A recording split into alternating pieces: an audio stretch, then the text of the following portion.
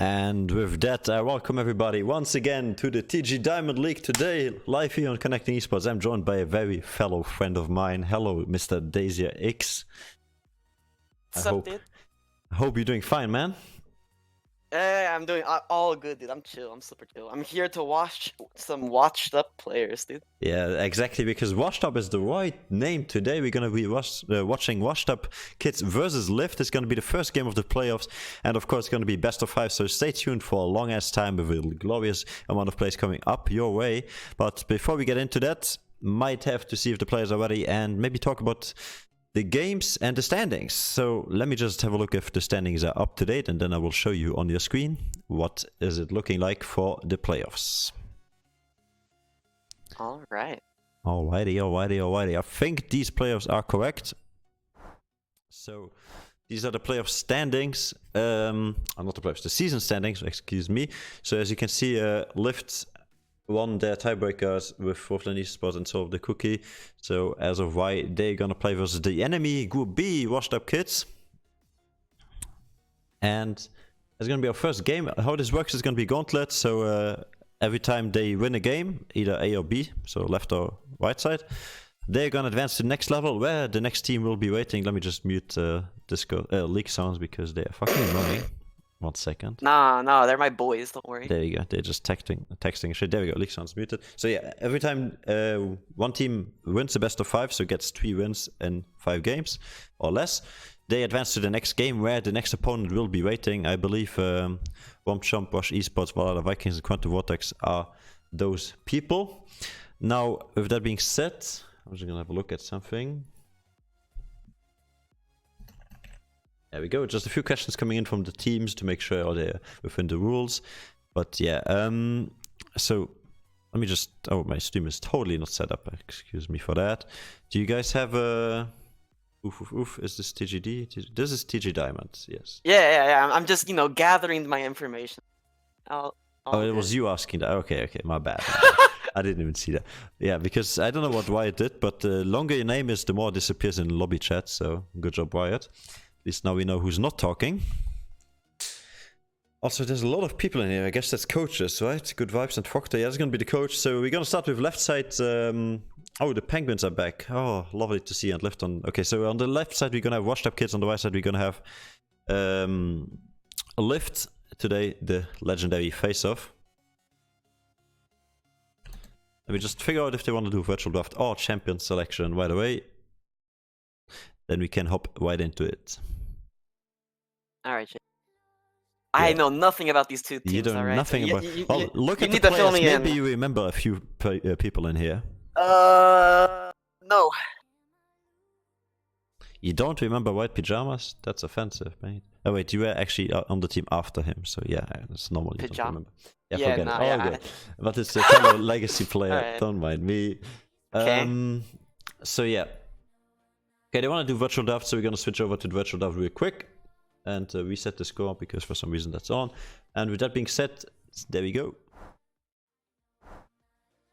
Ready, go. And we're going to give the teams the go and hope that these guys are going to get ready. So I'll talk a bit about the team since Mr. Who's casting today? Hello, Marcus, in the chat. Casting is going to be Jason07, my fellow self, and of course... and the Daisier! The big beer, Daisier. Yeah, I'll link... wait, I'll just put it in chat so you guys know it on stream. Ooh, I put Daisier C. Yikes. Ouch. There you go. Yeah, the draft is ready. The draft has started, and WashedUpKids with their first ban in option. Let's see what they're gonna ban out. Maybe you can talk to the banning phase because you know a bit more about League of Legends, I would say, than myself when it comes to these pocket picks and to these priority picks. So maybe I'll let you do the champion selection, with Seth being the first ban. Alright, so Seth's not really a surprising ban. He's a kind of piece of shit champ. I'm kind of retarded when it comes to like... Oh wait, yeah, okay, there's the orange ban. Orange basically like pick or ban at this point, so whichever team has the first pick is basically... has the free extra ban. Yeah, just a reminder for Mr. Dasty. On the left side, on blue side, we're gonna have WashedUpKids. You can just call them Wook. And then LYVT. And LYVT is gonna be red side, okay? Alright. So top lane seems to be the scary matchup. I don't really know the players, but it's probably gonna be a fiesta with the washed up kids. So yeah, I'm not really gonna be surprised if we end up seeing some like fighters in the top lane, something like an Aatrox probably, something that can snowball, be scary, big damage. Very true. Will be very great to watch. I mean, just as background information, we're gonna have these many top lane bans because not only are the top lane right now one of the most focused roles, but also, excuse me, that was my phone, but also is Winter in the top lane, and Winter has been knowing to be one of the strongest top laners in this league, but often defeated by others lately. And yeah, Aphelios, what are you gonna say about that? Well, Aphelios is a pretty interesting first pick. However, it's not really a bad pick to go for. Aphelios is still, it's Aphelios, man. What can you do against him? You just gotta win lane, win game. What can I? Yeah. There we go. Just making sure that everybody knows if sound is good or not, because that's important, my boys. Also, make sure that you send as many people over as you can. This is the first players game. I really like the Varus pick. Ooh, he likes the Varus pick into the Aphelios. Explain me why. Alright, Varus is like a low-key hidden OP in the mid lane. He's a flexible champion for mid and bot. And if you manage to get the Varus mid for the draft, you're just able to accomplish so much early on, which will most likely lead to a very decisive lead, especially with the top laners. When you say Winter's like the best top laner in the league. Supposedly the best top laner. Supposedly. And I'm assuming and expecting a good fight. I'm expecting like some meme champions. I want to see Aatrox. I want to see Kled. I want to see fighters, Akali, Cassia. I don't know. I want to see damage. All right. I don't want to see any Zacs. I don't want to, sadly I have to say that I don't want to see any Zacs. I don't want to see any tanks. Doesn't tank really matter right now though with all these buffs to the... Honestly, yeah. Like it's kind of troll not to go Zac, in my opinion. I think Zac is a free champ to go, especially into the immobile bot lane. Leona is going to get picked up, which is pretty much just trying to pressure the Varus away from the bot. Varus Nami into Aphelios Leona, man. You can't really, it's not really going to work out for them. So they have to make the Varus mid work here, otherwise the flex bot lane is going to completely like dumpster their whole team. So... Now, yeah, well, I wanted to touch on... Exactly, there's your Zac. I wanted to touch on... There's actually a player known for playing Zac, and that's going to be a mistake, and he's going to pick this one up right now. Now, Zac is, at least for the leagues, a good flex pick to go for, because he's pretty much, a S-tier top laner at the moment, but also works in the jungle. So, this isn't like LCS, this isn't some fancy thing, so top lane is not the only role that the Zac can be seen in. It won't be trolled to go Zac jungle. So they have to respect the flex, People are being here super try hard, PGD playoffs. Yeah, it's going to be the most try hard we have ever seen, hopefully. But also a lot of derpy plays, because that's what we love. We love the outplays, we love the derpy plays. And yeah, second ban phase after picking up the Trundle. I think that's a great response. It's a great jungler, but he can also be flexed into the top lane. I think the Trundle is really derpy, but... You think it's derpy? I understand the counter pick reasonings behind it, but it's not really going to work out with your team. If you already picked the Varus Nami, why? I'm expecting a Yasuo mid lane. Pillar Max! Is it going to be a Pillar Max game? Is that what you're telling me? Hopefully. No. I mean, all jokes aside, I think the Trundle is the safe pick here. Olaf would have been the other one. Those are the two safe pick junglers into a tank, because they actually managed to outdamage the tank while being more useful. But then again, the Trundle gank is a bit less useful when it comes to utility than, for example, the Zac. This is assuming, of course, that both of these champions go to the jungle. Yeah. I mean, I highly doubt the Trundle is going to be flexed into the top lane. How it is possible, but, it's not really something you see anymore, so I don't really expect to see it. Oh, I do miss it, though, man. I was a huge troll back in the day. Yeah. What I'm interested to hear about is that they're still banning top laners, so they also believe, LYVT at least, that this is not going to be Zac top lane.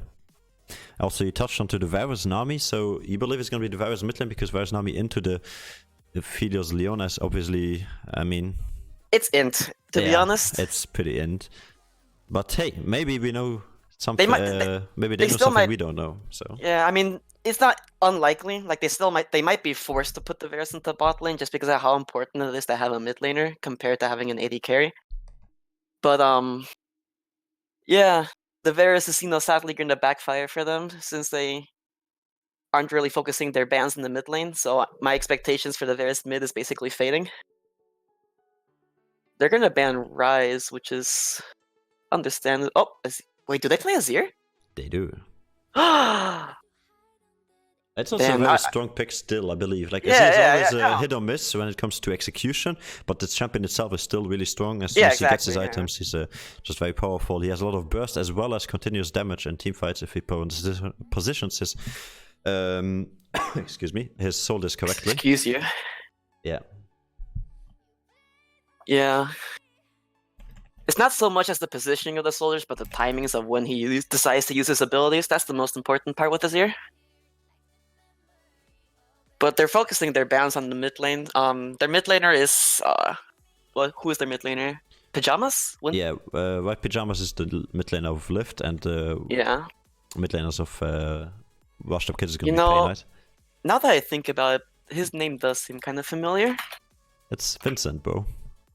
I don't want to expose him here on Steam, but whatever. He's a fellow player from other communities, and you know, I see.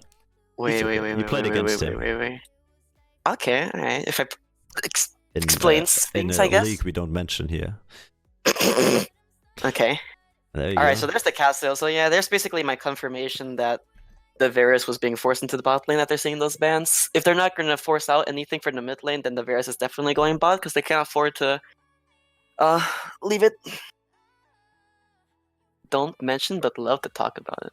Oof. Nocturne Brand. Wait. Oh wait, yeah, that's basically just. I'm Is just this a making some Brand mid lane promo. game? I believe so. But it could be a Nocturne, but Mm, then mm. Zac top lane. Alright, watch Zac out for jungle. trolling. I don't know what to say. I mean, okay, look at this. So Leona, I feel is mid lane for sure, correct? Yeah. That's like the most likely one. Then the Zac top lane, Brand mid lane, Nocturne jungle. First possibility. Second possibility, Zac. Nah, that's not gonna work. Of course, the Brand is able to come online. He's able to do his, brand things. Like, it's still a brand, but And tank meta, compared I to think all- he's really strong, but I don't see that many tanks on the sides of LYVT, so... yeah, exactly. Like, you already see the Varus Nami. Like, there's so many other champions that you could pick in the mid lane that could also contest the Cassio. Cassio basically is going to get a free lane into the Brand. And with the Trundle, he has to really care for the pressure since he's playing a super squishy, immobile, derpy mage. So mid lane is going to have to play really careful. This is going to be a mid lane game for sure. Top lane is going to be the island unless the Trundle decides to go for any Herald play since the Zac is being...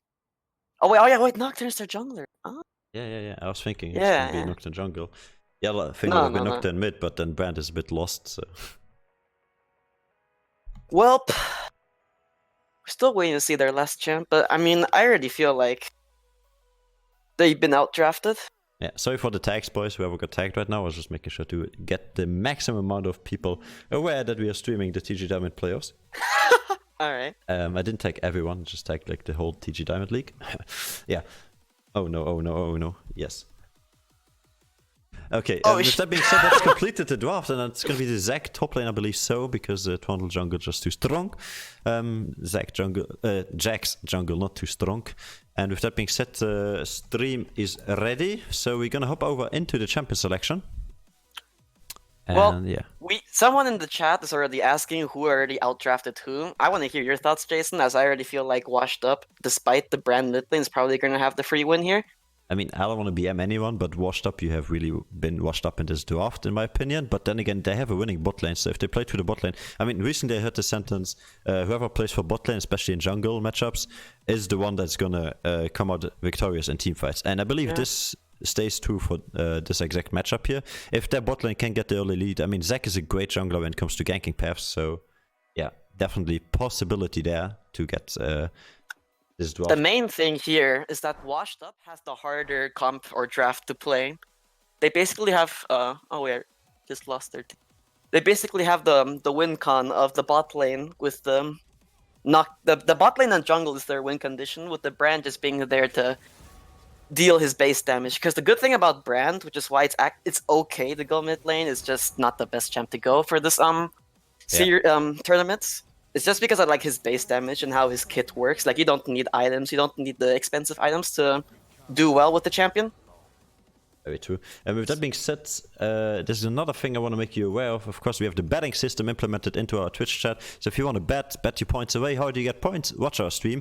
Be interactive in the chat. The more you message, the more you talk, the more points you get. If you want to know how many points you have, just do !points. I'll demonstrate it right now in chat just so you guys know what the love is going on. There we go. Exclamation points, and you're gonna see your points. And then with these points, you can bet either on blue or on red side. I'm gonna opening bets. I'm going to be opening the betting system in just a second. Let me just log into the thing to start the bet. And then you can either bet on the blue side, in this case, WashedUpKids on your left side of the screen, or on your right side of the screen is going to be LYVT on the red side.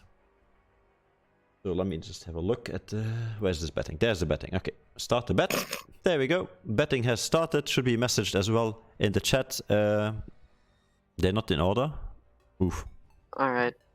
So we have the confirmation of the Jax being put in the top lane, which I think is the better choice. You give up the early game for Zac because you just have to respect his level 2 and 3. The Jax is basically going to be the ticking time bomb that's going to destroy the WashedUpKids comp if they don't play their win con correctly. Because their comp is just going to get outscaled despite having the better bot lane throughout the whole game. Aphelios is basically arguably the best hyper carry in the game. But that's not gonna help into a good Varus ultimate or a Nami ultimate or whoever their mid laner was. Mid lane. I mean, who was their mid laner? This could still be the Brand top lane. Just no way. I think it's No way. Wait, am I mistaken? But it was Pain Knight in the mid lane, or are they not in order? No, they might do like some swap arenas. I mean, if it's actually Brand in top lane, this game is over. You pick Brand into like a Trundle Jax, like I don't know. They might not be in order, but someone in the chat's basically confirming it. So you know, you probably know more than me, buddy, since you know the players and stuff. So yeah, I'm just going to assume they that locked in the Jinx. I think that was a mistake. Not in order. Yep, it's gonna have to be remade. Yep, that's. Yikes. It's okay. We're just gonna switch over to this screen real quick. Good. Let me just ask if...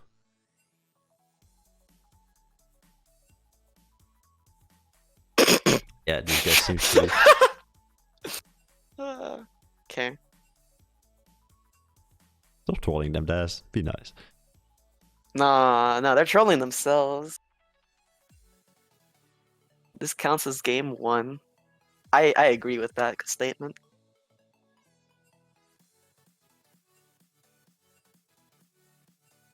Relax, boys. Wait, what happened to the lobby? Lobby died. Alright, I see the same thing. You know, I assume it's still okay to start the game, but, you know, the names are just all like fuzzy and stuff, you know, small indie company, I guess. Yeah, hope so. Whoever's the host, like, if chat still works for you, like for me, the chat disappeared, but if chat works for you, you can just like let them know to try to start it whenever they can. Oh, lobby's People back. are like, alright.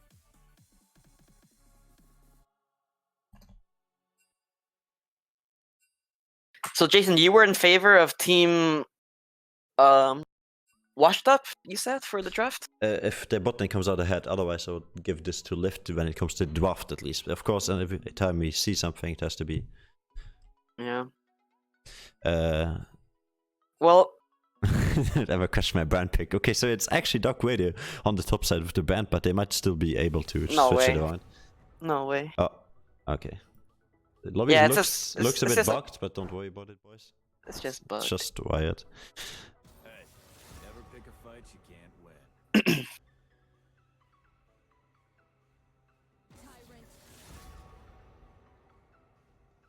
I do agree with you that LYVT has the easier comp to play, but...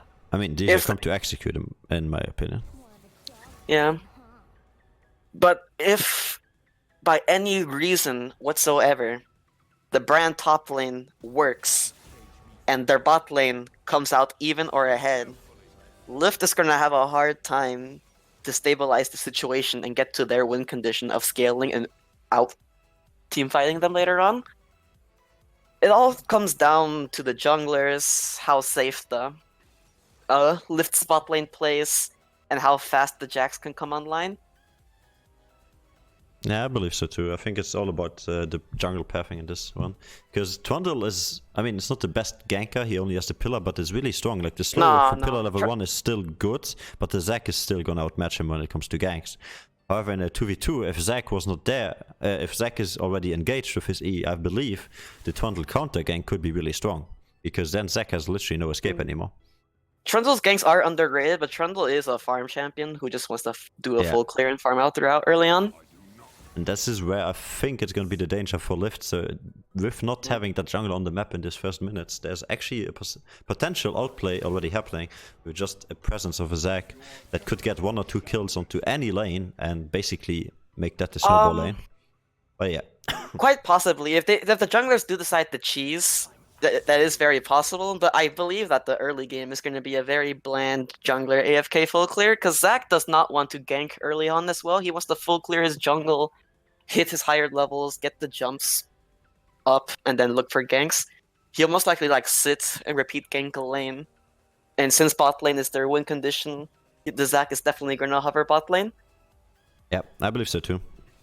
I mean, it's really easy to execute on a Leona with a Zac E, so or the other way around, the Zac E engage if it's from Fog of War, because that's what he's gonna most likely be doing. Yeah.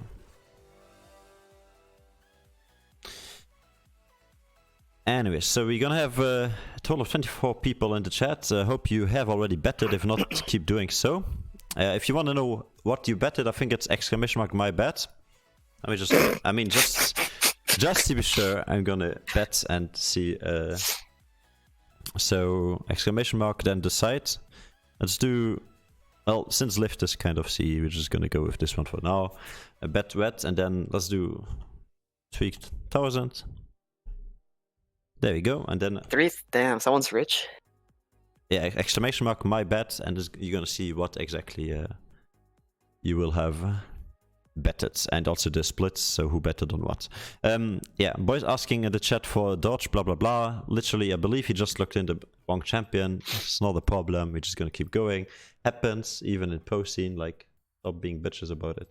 Now, spectator delay has engaged because we have been left alone. The teams are loading into the Rift right now. We are here with chat. Now it's your choice and your turn, boys. Let me know who you think is gonna win. I mean, of course, I see the betting is 38% to 63%, but that could be just that there's more LYVT fans in here. That doesn't mean that you guys actually all think that's the better draft. It's actually Brand top lane. You know, WashedUpKids had a pretty free win here, to be honest, before they threw it away with the Brand top. Can I mention something? Yeah, you go ahead, man. You remember me telling you about the Brand jungle? Yeah. This is the same thing. I think Brand is in a state where he has a chance of just doing a lot of damage no matter what, and he's pretty safe. Right. Like, he's a really safe. I mean, into the Jax, I agree. It's a weird matchup. I have not seen that one too much, so I think it's the Jax is gonna have a free lane. Yeah, you are right about Brand. Brand is one of those champions, much like Vel'Koz, where you really don't need to perform well in the laning phase. Like, you don't need to outfarm your opponent. You don't need to get kills on your opponent. You just need to survive the lane and just be your champ. Use your utilize the passive, utilize your kit, and just outdamage everyone. Because all you need is 1-2 items to get online. Liandry's is like the go-to item for Brand. I'm not sure if this Brand top lane has any like spicy builds with like GLP or anything like that. That's been something that's been on the rise that I myself have been abusing. And you know, despite all those things for Brand, you know, there's a reason Brand top lane is not a thing already. Of course. I mean, we are tank meta, so the Brand, I think one was picked actually first rotation, right? No, the Zac was picked first rotation, so it was picked second rotation. They looked in Philos, Leona, and Zac in the first rotation, and then in the second rotation they picked up Brand and Nocturne. Correct? Yeah.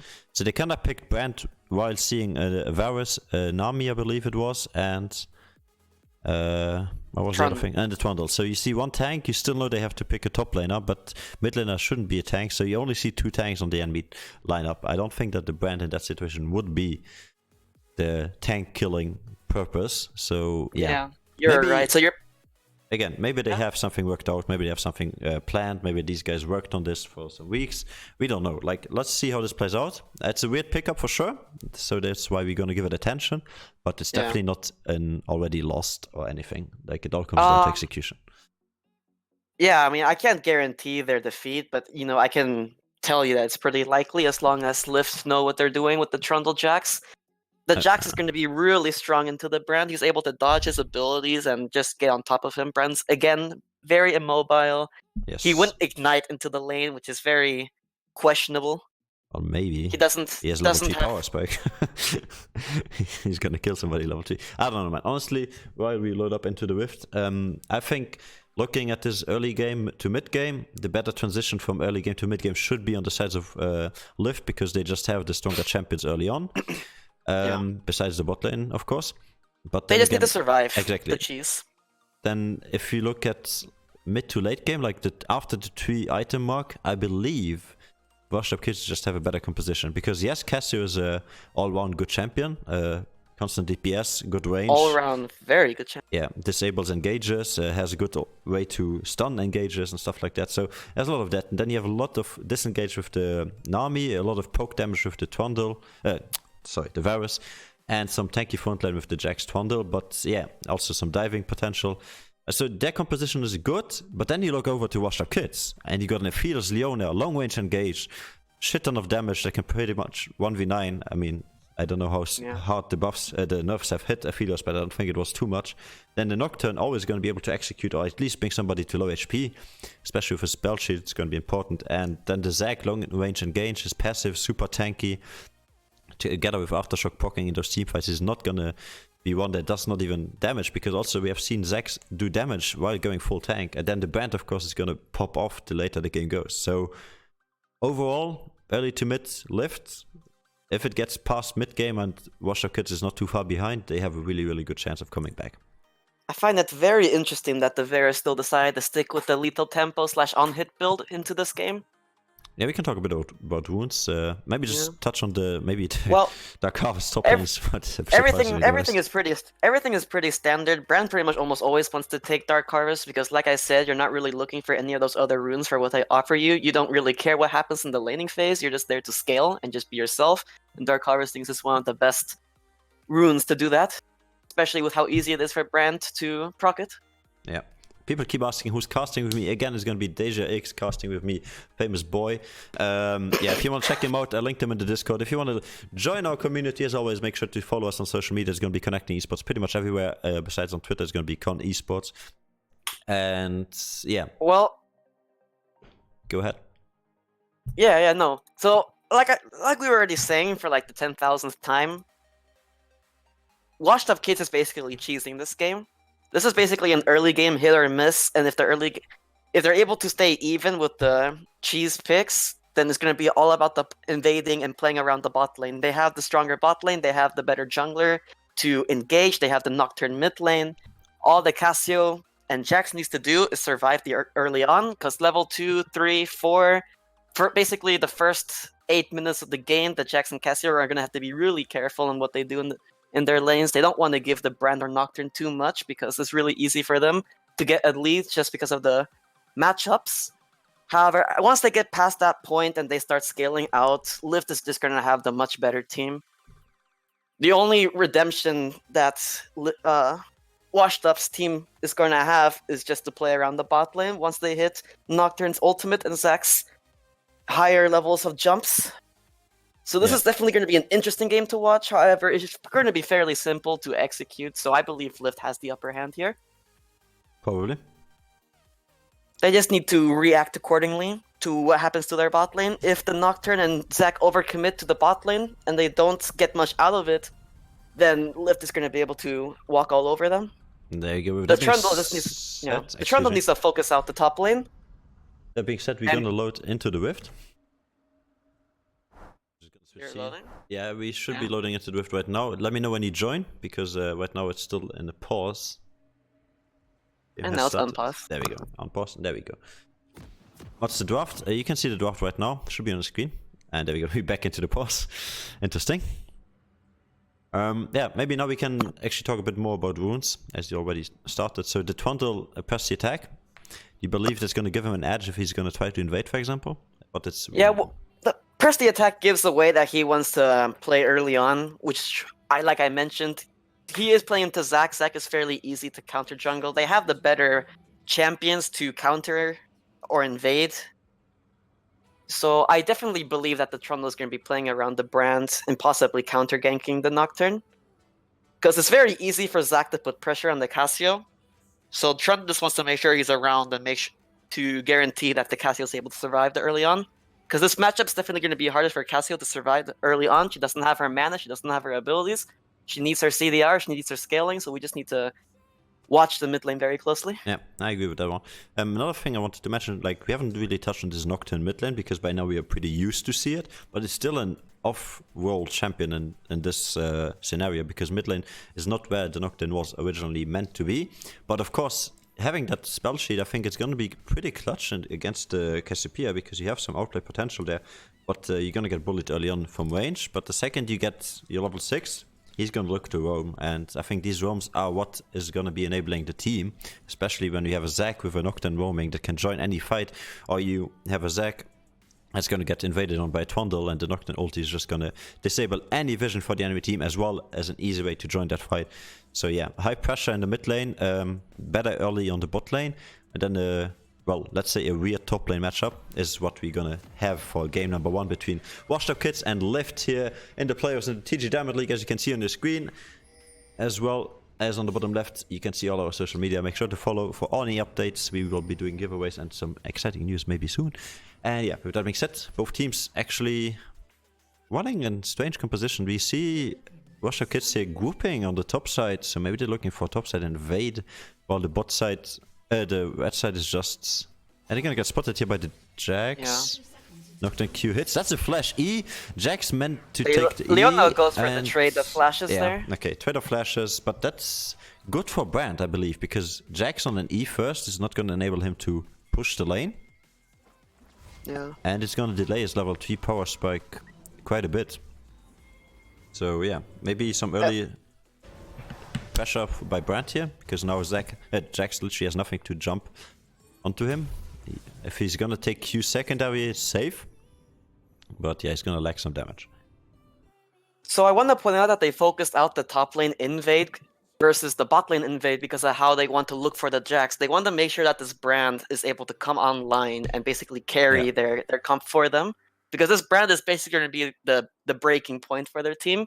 If the Brand doesn't perform well and they're able to abuse the fact that they have a Brand top lane, they're going to have a really, really hard time to come back. Exactly, that's why we see Jax now in the mid lane. Flash down, so the easier lane to survive is going to be the mid lane. Shorter range, shorter way to run back to your tower, and melee matchup for Jax is definitely going to feel better early on. Especially when you stack. So they basically did this early swap to counteract the early dangers that they could face. So I don't expect this to be a permanent swap, but it is a very smart swap, I would say. Yeah. Something I didn't really consider right away. They did the last second as well. I believe they only did it because of the flash. Yeah. Well, because they heard us being so scared of that Brand. But yeah. No, that also makes sense. Mid lane is an easier lane to play. Flashless around is really safe for you to play because it's really hard for the mid laners to create a dangerous freeze or a situation where you need to put yourself in danger. Now, I want to mention some of the jungles as the pings go down already for top side. The jungle paths here, so Zac obviously a bit slower in the clear early on. And he's gonna only clear 2 sides on the bot side, and now gonna go to his top side, while Trundle already cleared his full bot side and already got the buff. And now you're gonna be watching for the Trundle's top side. Already looking for the top lane. Like I said, he definitely wants to play around the top side. This is a really good path from him because he knows that the Zac is blue. Yeah. So even if this gank doesn't work out, he's able to immediately go straight into the blue side. And we see also that Brand here is not in a position to get away without flashing, I believe. So here they... Ooh, he hits the stun, dude. That's very crucial. I think that's going to call off the gank. Exactly. So well played by Duck Radio on this Brand, just hitting the stun last second and making sure he's not gonna get in trouble as we see a mid lane getting fed up, and the jungler's meeting in the topside river. A lot of action going down. Cassiopeia flashed away there off screen. Oh, There's that.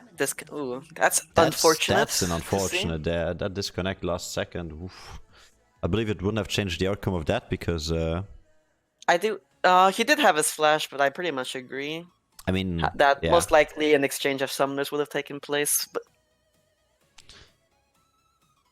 the thing we didn't see on screen was actually Cassiopeia flashing away from Duck Radio, and so Duck Radio hitting yeah, again So his Brand- full combination on the bands. Solid the band Cassio player. basically didn't respect the level 3 of Brand. He immediately went in with the level 3, having the clear advantage of damage since Cassio can't contest him early on. Yeah, and that's gonna be So first blood. Jax- So no TP expanded to save him. Jax had TP. He could have. You don't I don't agree with believe that it's one? I don't believe it's a TP worth the spend, especially since they don't even have a TP since the Brand went with Ignite. Oh wait, I'm looking at the wrong Yeah, side. My you're right. bad. Yeah, you're looking- I was looking at the I was a bit confused there because he died on the left I side of know. the map. So yeah, never mind me. All good. I'm just falling. So they gave the kill to Jax, which is really good, despite the Trundle wanting to like abuse and roam early on. They just want, like I said before, they basically just want to get the Jax or Cassio online as soon as possible, and the Varus is just there to throw his ultimates. You can see that he went with Cleanse, so he basically just wants to turtle the lane since he doesn't have a heal advantage. The Aphelios and Leona want to look for any aggressive plays possible, and they need the Zac or Nocturne to make that work. Very true. No, wait. Okay, never mind. I'm expecting a lane swap here with the Cassio and Yeah, I was Jax. thinking the same. I was actually looking forward to Jax pathing to the top side, but right now we see him walking out of base here. Cass is actually choosing to stay, and Varus is Yeah, getting very some good cheesy here poke by on. Cassio. Oh, wrong one. There we go. Very cheesy. Stayed in the bush. Yeah. Yeah. Bot lane, however, fairly even in CS, like 3 CS difference. Levels exactly the same. But Zac has made an appearance into the alcove. I believe the Varus is getting very cocky at the moment. He got some good trades in, and I understand the way that the Varus damage works. So it can be very greedy to like go for those certain things that you want Pings to coming go for. down, so we see the Nocturne gank on the top side not working out on the minimap, but then we see the Trundle already on the bot side. He's not been spotted so far besides the Crab. They don't know if he went in, and there's the stun CC log coming onto the Varus. That should be a kill for sure. He's not even going to trade any of his summoners. And It's he's a just very gonna good go die. execution Yeah. from Washed Up. But this to... means Trundle is in a bit of a pickle. He's gonna get the smite down. It's gonna be first wave going over, but it's gonna be the Leona E engage here onto the Jax. He's gonna get stand up by the Jax E. But a nice flash by the Jax here, enabling both of these champions to get pulled back with his Q, and that's the flash from the Trundle just to save his life. As his buddy, the Jax, goes down. And another E hitting. This Leona is on fire. Questionable plant usage there. Yeah. But in the end, Nami will survive that one. And yeah, Boyka here has full mana. So that's gonna be dead Brand. That's a dead Brand, not respecting the Cassiopeia and flashing away too late. And being out of mana first combo. The Cassio salvages the situation there. Despite the outcome actually being for Lift's favor, they're able to get the Aphelios ahead, which is what's really important for their comp. So despite the Dragon and 2 kill difference, or yeah, kill gold worth of difference, the washed up team definitely comes out ahead in my opinion, since they're able to get the gold onto their win condition. Yeah. They definitely got the gold in the win condition better. But it's important to point out that Varus did not lose any summoners, so he's still able to play a safe lane. They just need to respect the Zac more. If you have 3 people CCing you, ooh, that's a nice gank in the mid lane happening. Dark Vader, you now switch to the mid lane with no summoners available. He's just gonna get taken down. If the Brand ulti... No, it doesn't bounce once more, so Winter's gonna stay alive on this Jax here. And I think that's gonna be him now. Yeah, he pinged the top lane, so that's gonna be the full swap completed. Nocturne in the top lane against the Jax, and Cassiopeia in the mid lane against the Brand. So they just stay in the same matchup, they just switch the lanes.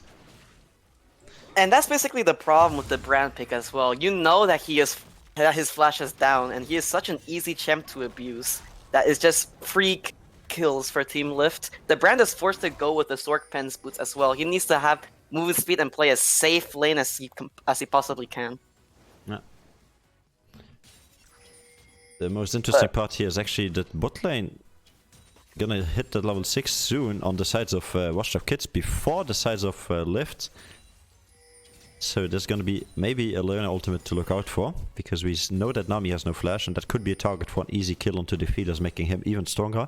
He got 2 assists in the last skirmish, so not too happy with that one as an ADC, of course, but still not too bad.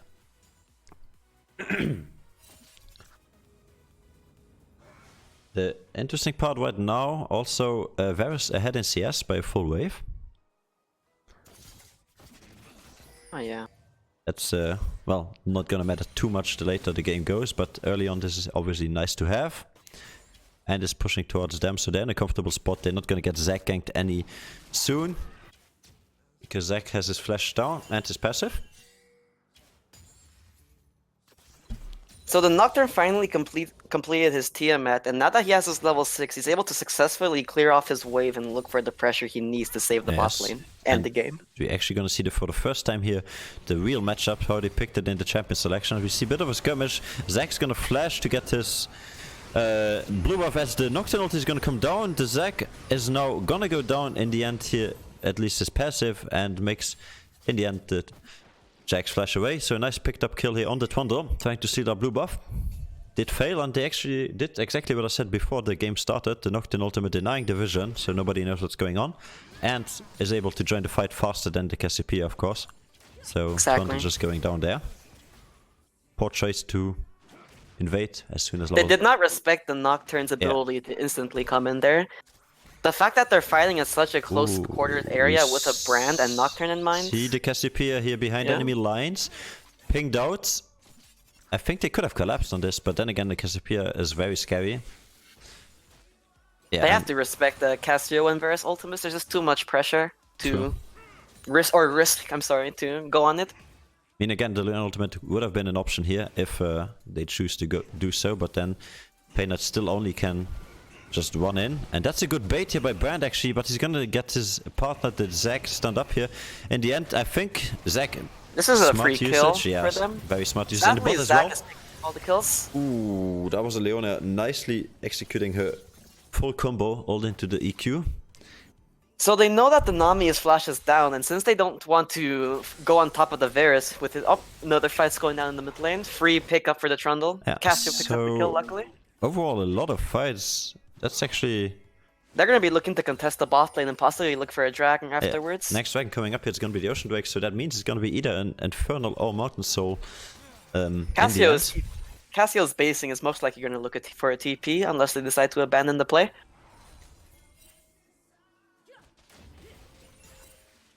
Yeah, no, they're not going to pull the trigger onto the Drake, even though Zac is close by and Cassio is in base, which they should be seeing now as the mid lane push is into the tower. And talking about towers, we see actually 5 platings on all the lanes besides the top lane, of course. There, WashedUpKids have managed to pick up 1 plating on the enemy tower. Yeah. But yeah, not a lot of plating going down. There's only 2 minutes left, so a lot of unspent gold or... This is a really awkward play. Yeah, that was a bit in. You know Cassiopeia is not first to the play here. You know your Varus is bot lane, is base. And I do not understand this play. That was... Whew. LYVT have no reason to force these kind of plays. They are the team that just want to turtle it and are perfectly fine with just farming out the lanes. Neither team can force a dragon there, so the fact that they're able to just force it like that, just... I'm not sure why they went for this, but then in the end... Ooh, nice knock up here again. Once on this Boyka Cassiopeia, but he's gonna just flash away. So... They basically take a free flash from the castle, so she was not respecting the fact that they were all just around river. They have no vision, that I want to point out as well. The only vision that they have is just the bot lane pinked. And the crab. So they're playing with a very dark map. This was such an easy game for them to play around. The Brand was behind. The Brand actually catched up now. What they needed to look for was not playing around the bot lane, but playing around the Rift Herald and the Fed Cassio. Yeah. And now their lead is basically tarnished, so they have to play very safe now. Alright, so the Trundle finally realizes what he needs to do, and he's going for the Rift Herald now, actually. So the Jax is making sure he applies his pressure. Brand is backing off, and this is a free Herald for them, unless the Leona reacts. The bot lane are They have all their subs up, but they're playing really greedy here. That's TP actually being used here. It's gonna be the Yeah. Cassiopeia joining TP that gets fight. cancelled out. Winter's gonna get caught out here. Rest in peace, best top laner in this. Yeah, no, that was Cassiopeia's TP actually completing, so it was not Jax. Oh, Yeah, I don't know what Yeah, it is. yeah, I had yeah. to look twice as well. But yeah, overall there's a lot of kills happening, so I don't think we're gonna catch up in talking about all these plays. So let's focus on the things that's gonna be at hand right now. It's gonna be the first tower threatened here in the mid lane, and a lot of plating actually went down in the last 2 minutes. So at 11 there was only one plating taking the top found side. it very questionable that Cassio decided to leave the turret Yeah. as soon as they placed down their herald. There's a lot of gold not put onto their main carry, which is kind of saddening to see. So I She's still believe gonna she get the ends up first getting tower the gold, turret. so yeah. She ends up getting the first tower gold, but doesn't get any of the platings. Yeah, so overall, Aphila's in a super good position, as well as this. Oh, nice dodge here by Dark Radiant. Cassio's looking for a kill here. But Twana is gonna go really deep. He has not taken aggro yet because he didn't damage Brand, so just a flash down for the Twandle. And trading flashes with the Brands. As we see Nocturne now going aggressive onto the enemy ADC. Varus in the middle of trouble, and Jax has now completed his TP. Winter has joined the fight. It's gonna be 2v2. They could collapse on this. I don't know why Cassiopeia is weaker. I guess she's low, but she could still do something. And now Twanda is gonna be the target for now, but I think this is just gonna be 2 free kills picked up, nobody to respond, and of course with no TP on your team, the Zac passive is not gonna matter. If they actually decide to kill somebody. Hello? They're just giving the kill. Okay. Not very. Oh, Wow. Okay. Giving the kill to Twandle. What a troll. okay. Yeah. All right, my expectations of LYVT has basically been like destroyed. Yeah, I expected a lot of more confidence in that place, but it did not happen. Oh man.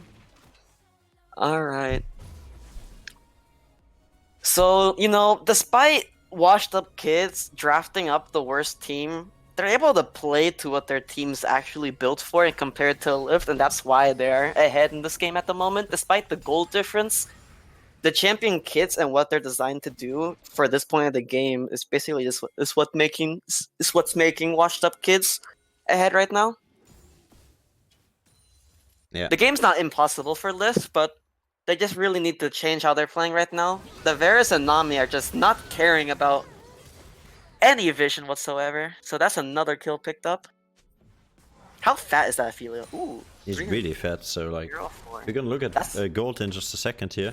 You will Yeah. be seeing that Ophelia is in fact 1000 gold ahead of the Varus. And if you look at the mid lane, the Cassiopeia is gonna be 1000 gold ahead of the Nocturne. Yeah. And then jungle matchup doesn't matter too much, but in the top lane they're pretty dead even. So the Brand Jax, I mean, yes, you said the Jax could abuse that lane, but it did not happen, in my opinion. Yeah. So right now we So- have a big problem with discrepancy in carries. Of course, Cassiopeia, well, very good carry. So is Aphelios, but I think the Cassiopeia is a better all-rounder, as we pointed out already. And that's gonna give still a slight edge to the sides of LYVT. But right now, in whole team compositions, I think WashedUpKids are just further ahead. WashedUpKids is the dominant team at the moment. All of their gold that they want to have is on the Aphelios. And despite the Nocturne not being ahead of the Cassio, the relevance in gold is not really important, since what Nocturne essentially is just an ult bot for the team to ensure that the Aphelios stays ahead. Alright, so they look for the catch on the Zac and are Yeah, going to go for find the it. dragon. So that's This is a good play, well, actually, to pick up the Drake. yeah. It's still a danger, Good though, play, I because would the say, Brand is yeah. still alive, and so is the Nocturne Aphelios, and Aphelios is gonna have ultimate soon. I think they're gonna be too late for the Drake, yes, but they're gonna go for the teamfight still. Jack's taken very low instantly, and that's gonna be the first kill picked up here, and Nami got ignited last second. She will be staying alive, though. Leona, nice hit onto the Brand. Brand is gonna go down now, and now we see... Cassio saved that fight. Yeah, Cassiopeia Holy. carrying that team fight, because I think that could have gone way, way, way worse for LYVT here, and in the end it's gonna be a 3-4-2 in the favor of LYVT. So, Clown Fiesta, whatever you want to call it, WashedUp just did not have a game plan of what they wanted to do. They knew they wanted to fight and contest the dragon, but their focus on who to kill was so poor that LYVT is actually able to come back despite the Brand ultimate, despite the Nocturne picks. Brand did a great job there, cancelling out immediately the threats, but the only thing they didn't take out was the Cassiopeia, so they went immediately for the Jax, so he couldn't dive into their backline being squishy, and without Jax there, only Leona to play front line. And yeah, Nami taking very low instantly as well. Varus went down, I think, right? Yeah, he went down. So Yes. it was only Cassiopeia as the main carry, or main squishy carry, alive. Who got the And, yeah. shutdown? That's a good question. I don't have chat enabled because, yeah, stream, but you can have a look at it since you're spectating as well. Yeah, I'm searching. I assume Cassio picked up the shutdown on Aphelios. Yeah, she did. So that's an extra 300 gold in Cassio's Pockets. pocket, you know, I guess we'll call it. Yeah, even though she doesn't wear boots, she has pockets. No pockets. Yeah, sure, let's say it. Pockets, whatever. So LYVT actually has a good shot of able to stay in this game. Yeah. What they need to do is successfully utilize. And Face checking the bush after he saw Jax walking into that one, and the Nami ultimate gonna miss actually by a second, and that's gonna maybe be a return kill here on the Jax. Let's have a look at Jax. Is he gonna survive this one? He survives it with a sliver of health, actually 74 HP there. What was that brand doing? I don't know, I think he was... Wait, I'm not gonna sure be if he next just wanted to... fight. Yeah, I think he wanted to check if they're on Herald or not. Leon ultimate misses though, but they're still gonna get the EQ off into the Zac E. You know it's gonna be flashed away by the Trundle here to make sure he's gonna not CC. And Noct actually now going 1v2 into the Nami. Knows Nami is flashless from the last fight, and this is gonna be free kill picked up. Next EQ hitting onto the Trundle once again. With the plant being used, there's no escape. Oh, flash over to get the Q. That's a nice play by the Zac here. And now his ultimate is to add pain to the injury. Is somebody gonna kill this Trundle in the end? Gonna be himself. So Nocturne is gonna reach, Nocturne and Zac are gonna reach that point where they're gonna have the double to triple item. And what's so funny, man? The fucking swings in this game are so insane. First Brand, and so then LYVT is like, oh shit, we should do the same. So now, WashedUpKids actually end up taking the free Rift Hurdle, which was originally free for LYVT. Like, that Rift Hurdle was so essential for LYVT to stay into this game. Now, WashedUpKids have a chance to, like, regain the snowball that they had. Exactly. Because, once again, all the gold got funneled into the Zac. Which, at this point, you know, the way Zac's playing, good for him, you know? Let him carry the game. Zac has damage, you know. Cinder Hulk is what it is. You see actually Jax getting out damaged by the Zac, even though he didn't do a lot of attacking there. That's still pretty funny to me.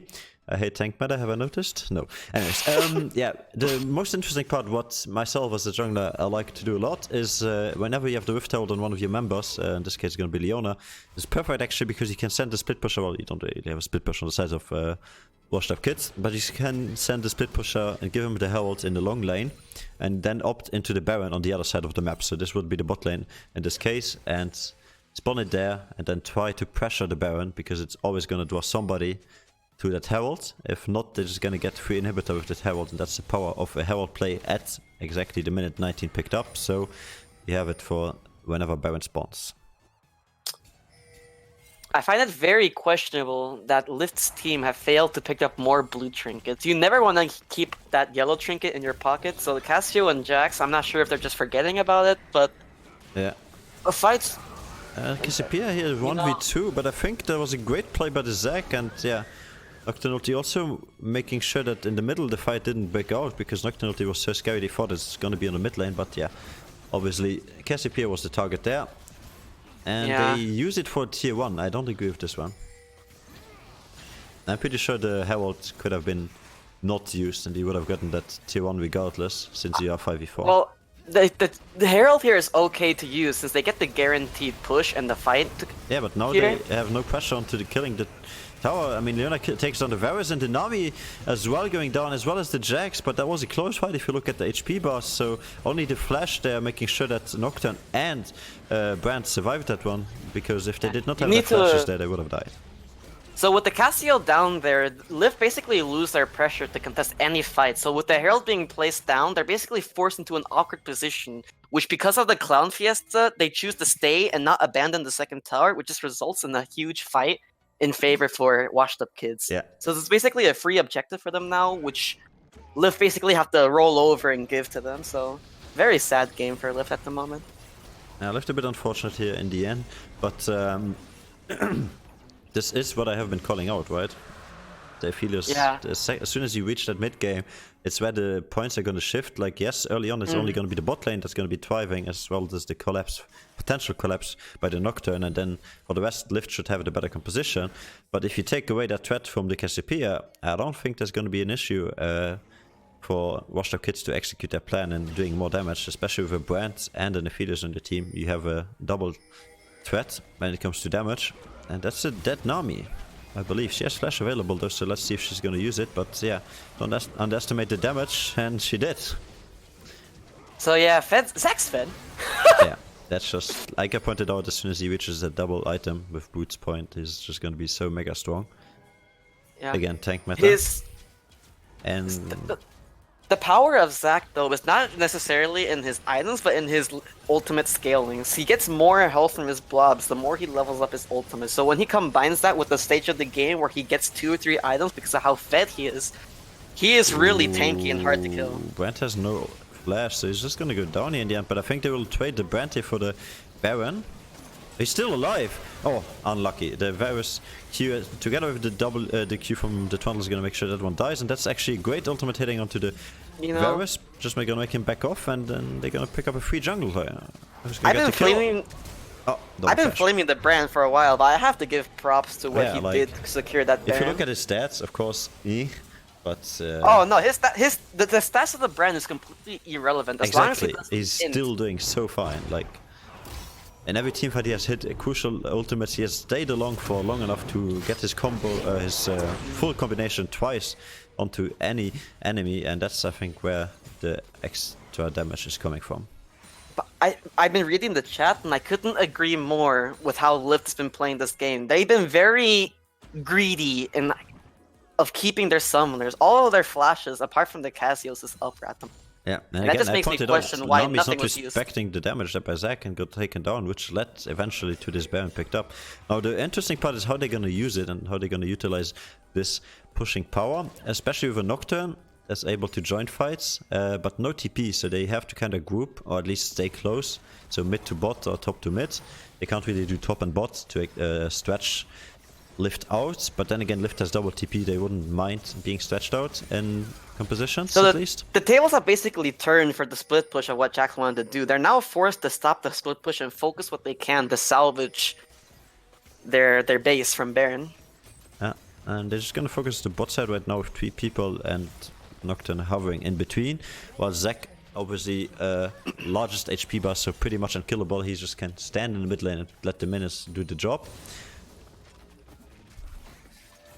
As now I think they should be grouping for this tower if they want to put on the pressure. Like, mid lane is down, there's nothing to do. Yeah, and Zac not being here means the backlane is going to get engaged on. Both of these guys don't have flash, and that's just that instantly. Wow. That was a really well-timed catch from Winter and the jungler. Yeah. As they're able to get the out of position Aphelios, which is basically the bread and butter of WashedUpKids' team. Or the Brand and the Aphelios, as you could say.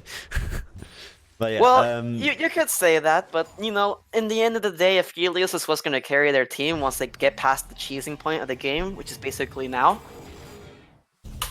And I think the next 5 minutes are going to determine how this game will be going, like who's in the driving seat, because if WashedUpKids don't manage to break open the base a bit more and keep their snowball or their hype train going, not hype train, what is it? I'm too focused on Twitch right now. Hype train is the new implementation. What is it called? Whatever. The advantage. I'm still doubtful though. Yeah, that's exactly the next 5 minutes. The problem with LYVT is how reckless they're playing. They're face checking into everything, not respecting the. Oh, Leona's not really who you want to damage.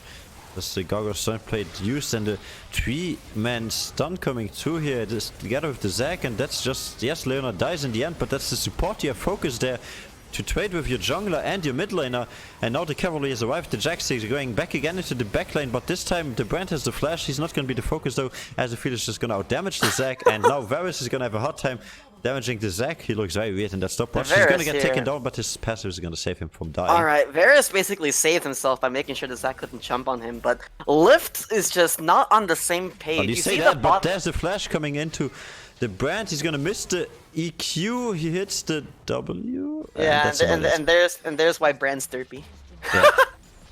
I mean, Nocturne had ultimate there as a Band player, I would have screamed at Nocturne here. Please ult this virus, he will die. Yes. Well, he still has dash class available. It's really but yeah. important to use that time he has to go for this inhib. LYVT's team is responding after that disastrous play. Something I wanted to point out is that the fact that Cassio was not with them and joined in late in that catch just shows how LYVT are just not on the same page. Their teams are so split on what decisions need to be done. So they're basically just, they still catch the Nocturne. All right. Yeah, in the end, it's a goal. I don't know. Yeah, like half the time I'm watching the game, half the time like making sure we explain what's going on here.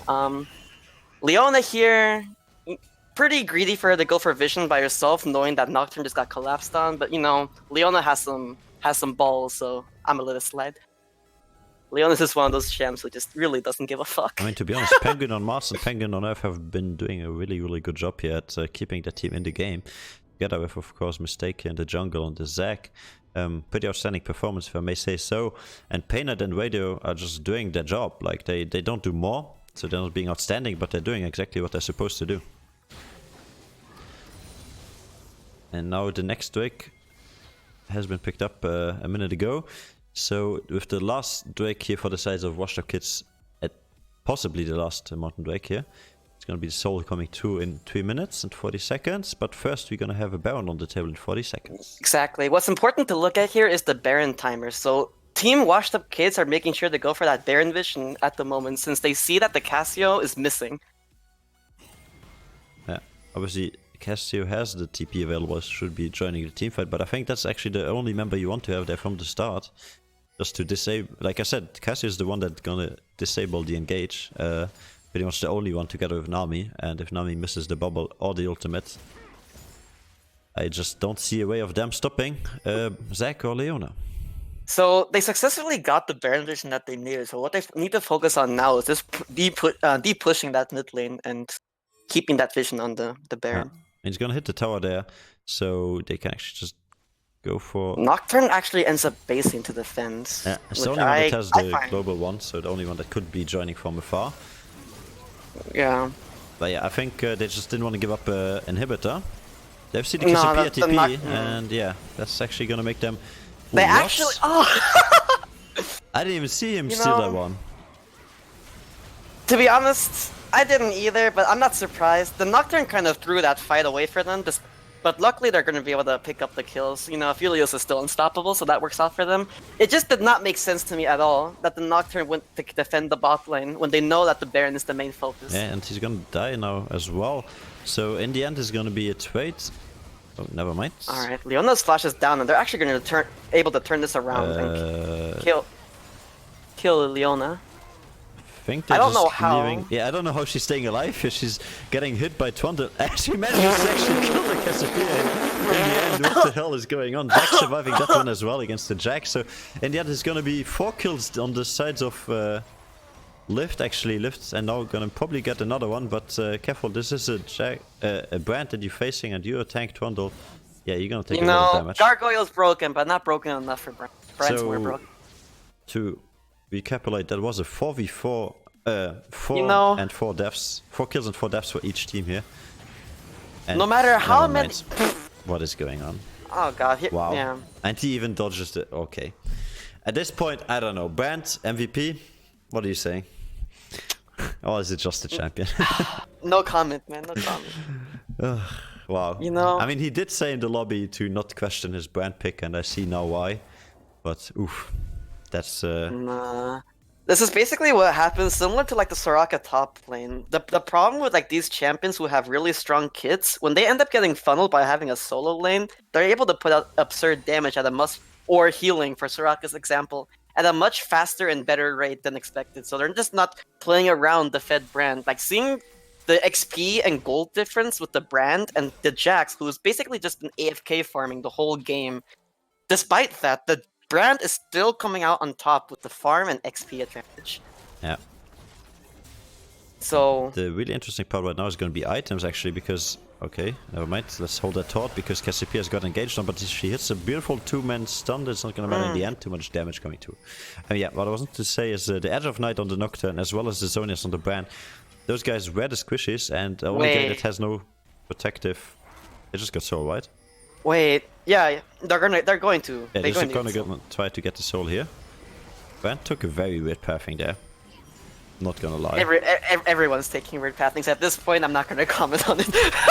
Oh, good ultimate by Nami here, disabling the Zac engage, and now Trundle is just gonna go 1v3, saying hello team, where are you? But I think they're gonna lose that one when it comes to damage, because the Aphelios is still alive, and there we see the Aphelios damage coming through. He's gonna target... Aphelios is like, give me that! Penguin on Earth, gonna go down in the end there. Wait. Bro, That was red Aphelios buff. needs buffs. What? Nah, he's just not damaging the right person there. There we go. There we go, yeah. Okay. At this point, I don't even know, man. This is just a bloodbath, I don't know. This was... Biggest fiesta. The souls is being thrown away here, like... I mean, they're gonna pick up these 2 kills here, I believe, and then gonna go for the soul still, And- because only Cassie's alive. Nami's gonna get out because her movie boards are coming online in 2 seconds. No, she's just gonna... okay. Well, You know, that fish in the river. I don't know what the plan was, but I respect the plan. Yeah, this was the most end game I've seen in a long while in this Diamond League. Normally Is this the Platinum normal, League Chase? is the fun one. No, actually the I know normally I'm a guest here, but like, I thought this was like, oh, and wait, hold on. that's also weird. Okay. Seeing a Nocturne... Oh, that's a possible, but DC yeah, jungle. seeing a Nocturne actually able to engage onto Cassiopeia, that's the level ahead, and it has 4 items actually at this point, so he's a full item down on this Cassiopeia, and he has the boards to engage, and Cassiopeia is not able to punish him for that. It's just wow. I couldn't agree with Twitch chat more. Both teams are showing really great homage to I'm imaginary teapots by constantly throwing their leads that they're getting. Each team, Exactly. Why and is this so true? it's actually scary how fast they throw the leads. Like basically the contest. Oh, holy shit! WashedUpKids had dragon pressure at the very start. They lost the pressure somehow with the brand just like throwing his life away to Team Lift. Yeah, by The pathing Team weirdly. Lift were not happy with that. They were like, you know what? We want to give you this Drake anyway. So they choose to int into their team and give the Drake back. And this is just a really like similar to imaginary teapots. This is just something that the teams are just really consistent on, and just Yeah. constantly giving back the lead to the team. Exactly. We thought imaginary teapots were memeing, but no, these guys are doing it in the playoffs actually. And there we see another engage. I mean, they greeted for the inhibitor tower. They're just gonna get the ADC sacrificed for it. And Pain Knight has flash available, but he's not in any imminent danger. Yeah. Actually, The positioning there was just really. Leona? Your carry is dead. Back off. Why you like you don't have anyone that can do damage there besides like the brand, but he's not in range. Like brand is very short range, surprisingly. People think he's a very long range, but he's very short range. The only long range you can consider is actually his ultimate bouncing. And there we see Brand now. The focus is Leona is gonna try to at least engage into the Nami, and they gonna Lift is manage gonna to come pick out that on one top up. here. Yeah, wow. The Trundle's gonna be able to win this fight really easily, despite him not doing any damage now. His ultimate's gonna come back up. He's gonna immediately use it. Yeah, ultimate of Trundle is back up again, but he's now in a 1v3 situation. I think you're gonna eat your words there because... Yeah, I just...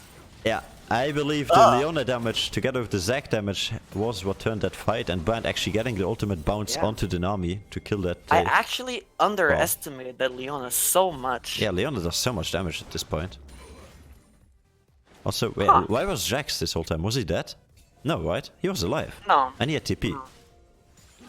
Okay. To be honest, I wasn't really looking at the Jax too much. I was too busy just like rooting for the Trundle there. So I was rooting for the Leona there, just going balls deep into 2 people with no carry anywhere close. WashedUpKids are just overextending here right now. They have a free jungle that takes side lanes to pressure, Baron's coming up, and yet they're spending time Vision to sitting mid lane, establish, not like... resetting. Wow. The Nocturne is resetting now, and you know Zac is starting to take the jungle. It's just late. Their backports are going to be so off right now too. They're basically indirectly, like passively throwing the lead back to Lift, allowing them to do something. If you look at this Leona right now, she has actually... Wait, they're not reacting. They don't know. Wow, okay, they don't know. I think they were going for the... Oops, what happened there? I don't know. Well, why did we just... Okay, wow, okay. You know... Client was spooking out, but yeah, they picked up the Baron and nobody responded. They didn't even check. And they have, I also Aphelios hurts. Holy. Yeah, I feel it's I did not 12-4. expect that. I know he's a really good objective clearer, but that was fast. I mean, he's sitting at 4 items and with a BF sword in his inventory, so he's close to Yeah, he's completing. almost Oh full. my. Nocturne gets a free kill here. Yeah. I mean, You know, never something that I base want- on a ward. Like, I really want to touch on how useless the cleanse ended up being for Varus this game. I've been noticing time and time again, especially with Team LYVT not liking to use their sums in the first place, how often he's just not cleansing free things to cleanse. yeah. Like, don't LYVT get me wrong, Varus half the time is just gonna die anyways, whether he cleanses it or not, but Yeah. you know, at least use it, man. You have an F key for a reason. Second inhibitor being picked up here, and I think this is actually gonna be a push that they would like to finish on with one member down with the sides of LYVT. They have 20 seconds before Varus respawns. Not that he's been They're too able useful. to. They should be able to end the game here. All they need to do is just play around the Cassio flash ultimate. The Yeah. Aphelios just needs to Good out of stun position. here, but I think there's nobody here to help him out. Yeah, this is just gonna be Yeah, dead he is Winter. alone. In the end, no, Winter actually Breaker gets- coming through. yeah. That's gonna be double kill picked up already, but it's gonna be trades and kills 2 for 2 so far. Varus has respawned, he is here now, and we see Leona driving into the battle line with Zac, but no carry there to help. Nocturne Yeah. already backed off, so that's just oh, never mind. Nocturne ulti back Yeah, up again. exactly. Nami, They're actually not gonna be able to end. They're just gonna keep the fiesta going. sacrifice those two people, and Leona's gonna be forced to back off. Yeah. So, I mean, one inhibitor So, like I said- and one tower for their lives. Was that worth it? You know, at this point, kills don't really matter. You know, 42 to 28 at minute 38. Basically, 70 kills have went down in this game, man. That's something we don't see often, to be honest, in the EG Diamond League here at Connecting Esports live for you guys, together You know- with Dazia X and Jason07. Oh yeah. Ooh, shoutouts. Cool. Yeah, shout out since we have reached 33 viewers. Welcome everybody in the chat. And yeah. So, like I said, the Cassio ended up pulling off a really beautiful flash ultimate. However, I really did not like the timing of the engages with the Jax and Cassio. The follow-up was just, A bit off, yeah. yeah. If they were a bit in sync, I could see the 3-man stun from Jax into the Cassibia just walking up at that point because she doesn't need to flash if Jax stuns all everybody. Yeah, that could have been a great Yeah. way to turn that fight. Grant, you are right. Like, I'm still complimenting the Cassio. I'm just really, I'm a nitpicker, man. I'm gonna be honest. I just see all those tiny mistakes, and it just gets to me, man. I mean, You this is know? why we have you here as a Yeah. high diamond player yourself. You can give us insight on where exactly we need to look in these crucial games. I did not expect the Fiesta, I actually expected some clean games here. And we see Toronto now caught in between the full team. He does not realize there's Yeah. 4 members in the river waiting for him. Trundle is just throwing the lead away. They had a really nice split push Yeah. with the Jax going on, so all they needed to do was just not die and contest the I mean, dragon. he's still alive and the Drake is up, and with Cassiopeia on the enemy side, it's They need very to- dangerous for them to chase, as well as They Jax need actually on the to top they side. need to instantly start this dragon right now. They need to keep the pressure up to make sure that Jax is able to keep pushing and try to end the game. Yeah, exactly. Like, Cassiopeia should be on that Drake right now. Like, Trundle there's is so doing a great job at making them run away, and yeah, Winter just not able to fight the Alright. Nocturne. So they get the Nocturne ultimate in conjunction with the Zac engage Oh, onto the Cassio is Varus. dead though. Yeah, we're just gonna turn back into this fight real quick to see Nocturne winning that one. Cassiopeia taking really low already out of the fight. The Cassio actually survived that engage. I think they shifted their focus onto the bot side of the enemy team. Oh, Leona found Cassiopeia is gonna try to 1v1, but Cassiopeia is healing. I don't win. You win. Yeah, I don't think you win this one, even though you're a strong carry. Yeah, Nami MVP here. Oh, So Brand chooses to go for the Cassio versus securing the Elder Dragon with his team. So now his team is there without the Brand, and LYVT is actually able to come back. Yeah. And now they have the Elder pressure. I mean, Nocturne is alive and he's only 15 seconds off his ultimate, and Brand is also alive and he also gonna have his ultimate up in like 30 seconds. So there's still potential here. These guys don't take it very, very fast, and thank you for the follow. Varus is taking his sweet time. They're actually not going to end up grabbing this dragon. What a fiesta, man. So I'm not sure whether it was intentional or not, but the Nocturne ultimate onto the Jax at the top side worked so well. Oh, another engage. That's not a flash away, but the Varus though, so he's gonna stay alive for the time being. I need Brand on the screen right now. There's Brand, he's gonna come Jax in is very, very TPing late. in. Yeah, Jax is tipping in. He's behind now the enemy, so they're gonna get collapsed on a 3v2. They need... Oh, don't let the Elder reset. Ah. Wow. Alright. That's Eldar. Yeah, that's gonna be Eldar picked up here by the sides of lifts. Pretty sure. You Unless know- Leon ulti, but I don't think she's gonna be in time. This honestly should be the game-deciding objective, but with the way both teams are playing, you never know what's gonna happen, man. I'm on my seat waiting to see what happens. Yeah, and 30 seconds into the next objective, actually the Baron with Elder Drake. Jax is actually choosing to go for the split push here, which I actually don't like. It's too early to go for the split push. The way the wave is at, you want to wait till it gets further back and then start the split push due to the Baron Yeah, timing. right now he has a big wave already, but he's not gonna be able to do anything with it. There's just the 60-second cooldown there coming through, or 50 depending on wounds. But yeah. So he baits out the Leona ultimate, and the Baron's actually coming up 10 seconds. A lot faster than I thought, actually. Yeah, 30 seconds in this game is nothing when you don't play it. No, I'm just not looking at the timers. I just saw Gray. I thought Gray meant a minute for Baron. Oops, there we see the Hi, bot lane Ben. now only heading to the to the Barons, so they're pretty late to that rotation. Zac already has been positioned to contest Vision. They don't want to hard contest this Baron. They just want to make sure that the Jax gets a split push going. They will be seeing that there's 2 members in base right now. Yes, they have the information that 2 people are there, and the Nocturne ultimate is again going off onto the Jax. Jax will give his life while the Zac goes in and contests the Baron. The fact that they have Elder is just a huge throw from WashedUpKids. They just throw their lives away and the Baron, since Nocturne and Brand can't do anything else. The Baron goes to the team, and Cassio's going for an immediate reset. She has TP, so this should be fine. Yes, Twitch chat, this is a best of 5. Oh, I did this? Yes, Oh. that's why this is going to be very interesting, because this is only game number 1, and this feels already like the finals, but it's only the first game of the playoffs. Ah, okay. Cool. Yeah, this is why it's so hype, and now you see Brand, sole survivor here. Yeah. There's the Cassio TP, a little late in my opinion, but you know, time is on their side. The game is already lost for them, so for Team Washed Up. I think there's going to be game here, right, with double buffs, so the... Oh, Yeah. Nocturne's trying. He's really trying here. The Brand ultimate coming down here in the end, but I don't think it's going to be enough. They're just going to focus the base, and that's going to be the first game going down over to the sides of Lift. So, a roller coaster of emotions there.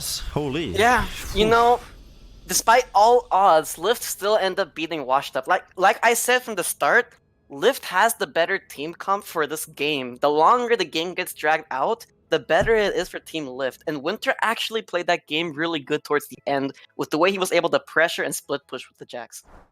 So, you know, I don't want to toot Winter's horn too big, but you know, Winter is basically Lift here. Yeah, in the end, Cassio, of some course, really saved the crucial game. engages there. Yeah, Cassio did really, really well. I The Flash ultimate also bought them the necessary time for Winter to carry them. So, you know, Cassio basically helped Winter help Team win the game. So, good job on them. Oh, How much damage did Brand end up doing? what the hell is that? I'm just reading chat here a bit, going to informations. Mhm. Go. So, yeah, not surprising. Brand ended up doing the most damage with Varus coming in second. Brand, obviously. Powerhouse when it comes to damage, but actually surprised that Nocturne and Aphidas were really, really close. I expected Nocturne to fall off in damage the later the game goes, but then again, he had some great ultimates every time on the Jax. And there you see clearly Jax was not the guy that decided the team fights, besides that one in the base where he went in a bit early. But he did win the game through his split push, and yeah, he just drafted the priority of WashedUpKids to different lanes while objectives were up, so they kind of entered the last team fights. Everyone into them the last team fight. Yeah, but in the end, Lit was able to come back to where it counted, and they're able to pick up the very free win for them. So good job, Team Lift. We just see if they get another key for the next lobby, because this one's a custom lobby. But yeah. Okay. Your summons are really like. Yeah, Penguin and Mars Penguin net is the bot side for the side. Yeah, I'm just noticing like, oh, cool, the synergies of their names. Exactly. Sweet. Check e-couple goals. There we go. So yeah, actually, so WashedUpKids losing that first game after being in the driving seat for, let's say, 3/4 of the game. Even though this was a roller coaster, and that means actually, if you're looking at the betting system, Red side took the win, even though they only had 33% of the voting. So wait, congratulations to everybody who betted on the Red side. Dang, you guys don't like Team Lift. I told you guys from the very start, Lift had the edge, and you guys defied me. It's on you. There you go. Betting coming through in the chat. Everybody's going to be paid out. You make sure to check your betting points by doing exclamation mark point. And yeah. This feels like relegation finals for Plat Series. Who said that? Grain. Who else? Oh my god, Grang is on such a toxic train lately. I mean, I like the I banter, like it though. but Keep yeah. it up, Holy. bro. Like as He's been long as hanging it's with the wrong like people, you know, wrong nah, hood. nah. As long as it's Christian PG, I don't mind, man. He used like True. fancy words, relegation. Like, ooh, who uses those words? Man? I mean, everybody plays football, any kind of sports, but hey. Moving on, we will be seeing game number 2 coming through in just a second. We will be having a short break to save the beautiful voice of Daz and myself. So with that being said, we'll be heading into a break. I'm just going to mute on Discord and let you guys listen to some music, and then now we know when these guys have the next game ready, you will be seeing it on your screen. So see you guys in exactly 2 minutes, and enjoy the music.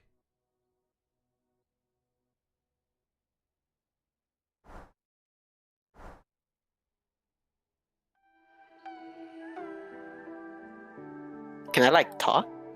No. So good.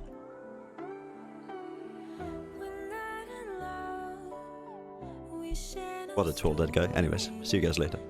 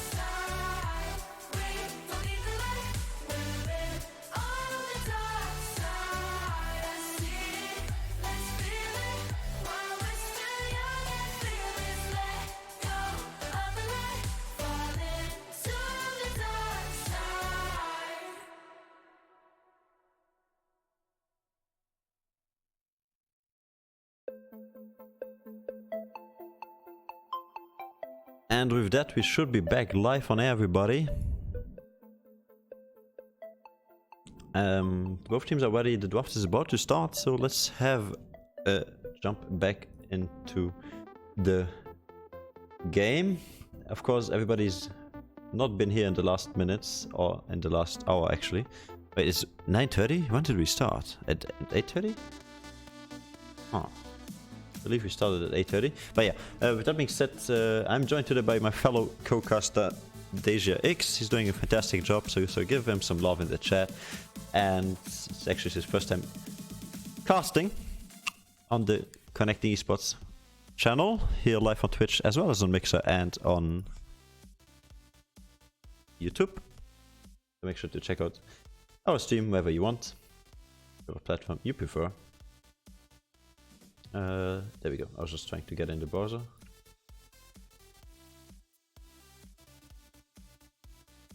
Yeah, so it's 1-0 in the first game. WashedUpKids. Oh, wrong score. My bad, boys.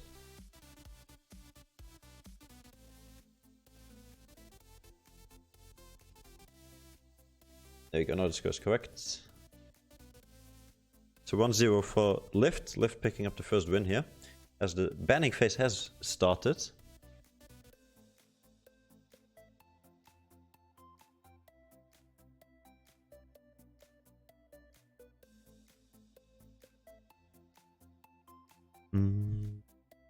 Oh yeah, Daz is be right back. I didn't even see that.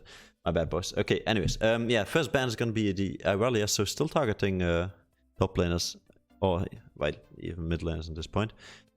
But yeah, we will be seeing set ban coming out here from the WashedUpKids side, and next ban from the LYVT side is gonna be the bomb actually. Very, very interesting. Yeah, make sure to check your points. Betting is going to be opening soon.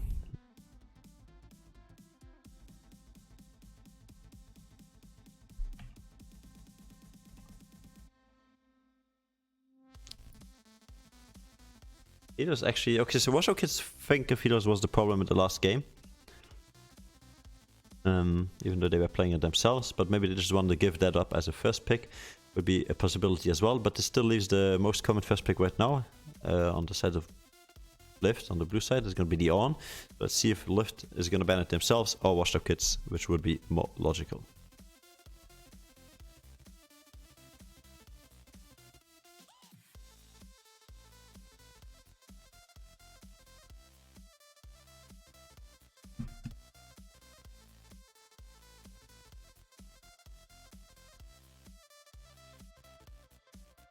And yeah, they're having the time to think about it, but it's going to be the On banned here as the last ban in the first rotation by the size of LYVT on the blue side here, with WashedUpKids now having the last ban open, so they know they don't need to ban On. A bit questionable here. I think LYVT could have left open the On ban to the size of WashedUpKids, but maybe Daz, who just came back, can actually tell us about this. Alright. You know, I just came back, so I didn't hear what you're listening. I find it very interesting, though. I'm not sure what you touched on about it, that WashedUpKids end up banning the Aphelios this game. That's exactly what I said. As well as pointing out that LYVT actually decided to ban the On instead of leaving it up for the red side to ban because it's a first pick potential, right? That was kind of... That basically just shows the desire that Winter has to hard carry the games himself. You know, he knows he's the breadwinner of Team LYVT, so he wants to make sure he's on the flashy champion. The champion that does the work. You know, Ornn is still a broken champ. It's still questionable to ban him on the blue side, but I understand the reasonings behind it. It's just not a good reasoning. Yeah. So game number 2 in the best of 5 between LYVT and WashedUpKids here, and the best of 5, obviously, as I pointed out, in this TG Diamond League. It's the playoffs already, and Ezreal being the first pickup here, what do you think is this going to tell us about the composition? Well, the Ezreal hints at a possible Yuumi bot lane. You know, Yuumi is a champion that is seeing more play. She is coming back. She is a relevant champion. But I'm not sure if this is a popular thing, and knowing the way that connecting esport tournaments work and how troll things can be, this might be the Ezreal mid lane I've been seeing in my games recently, with running the lethal tempo ignite mid lane. I mean, yeah, they have again in their roster, just to point out Vincent here on white pajamas. So we might be seeing something from him. Maybe he has been practicing some as well in private. So, yeah, like I said, the Ezreal really reveals the possibility of Yuumi, so they end up taking the Vladimir in combination with the Yuumi. Great synergy on those two champions, and is a possibility to take the Vlad into the bot lane. Vlad's a really dangerous champion in these games, where you really don't know where the Vlad's going to be. He can be put in the top lane, mid lane, ADC. You know, the game is a scary time to have Vladimir. Another thing is, are they gonna come to you? You are not in the lobby anymore. Sure. Did they remove you because they had to get an order? I think. I'll just do this I left because I had to leave to make sure everyone else could fit. Yeah. Well, we're just gonna do this then, right? That will work for you. Yeah, that's fine. Cool. Great. Okay, yeah, no pickup yet so on the sides of lifts here, but as you pointed out, the Vladimir Yuumi. I mean, a Vladimir that has a Yuumi on top of him is pretty much unkillable. Yeah. How is the interaction? Sorry, how is the interaction between the Vladimir W and Yuumi? Does it affect Yuumi or not? Yuumi stays in with the pool with Vladimir, so it's not an issue for the Yuumi. There's no risk involved of the Yuumi getting detached in any way. Which is also what makes the synergy really good. Vladimir is basically able to, do his famous EW combo. Yumi's able to speed him into the team, and they're, like I said, it's a really scary combination. Well, that's really, really great to hear with the karma being picked up here on the sides of left. I actually really like the karma there. It's a really great counter towards the Vladimir Yuumi. I'm not sure if it's enough just due to how strong the sheer speed is of the Yuumi Vladimir combo, but the karma is basically there to disengage and help them out with any early game due to the recent buffs that karma received on her E. And I have seen a lot of karmas actually together with her mantra E being able to carry teamfights because the shielding actually gets really, really high later on, and that's a power jungler he picked up. Yeah, so the Elise being picked up here, it's something I want to point out from Nevermore from our Twitch chat. This is a really good or interesting pick towards the Vladimir. They basically want to make sure that they're able to shut down this Vladimir early on. They don't want to drag this game out, such as the game before that happened. So they just want to shut it down early on. Yeah, if we're at least it's in their... Yeah, you go on? If we're gonna have another 1 hour game, like the last one nearly, I think it's going to be long series, but hey, I don't mean that's a negative thing at all, because I think these guys actually have been entertaining quite a lot. I don't have too much knowledge on the Sivir pick here. I don't really like the fact that they show their hand on the Sivir being in the bot lane.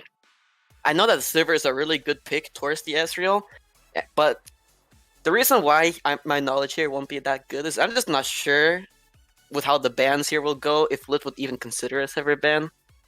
I don't think they would have considered it, honestly. Yeah. I don't think there was a threat to a Sivir, so it would have been great to leave the ADC pick open and force Lift into more ADC bans, because that's basically what we want to do. There was a Caitlyn on the table, which kind of bullies an Ezreal early on, or like anything that's stronger in the 1v1.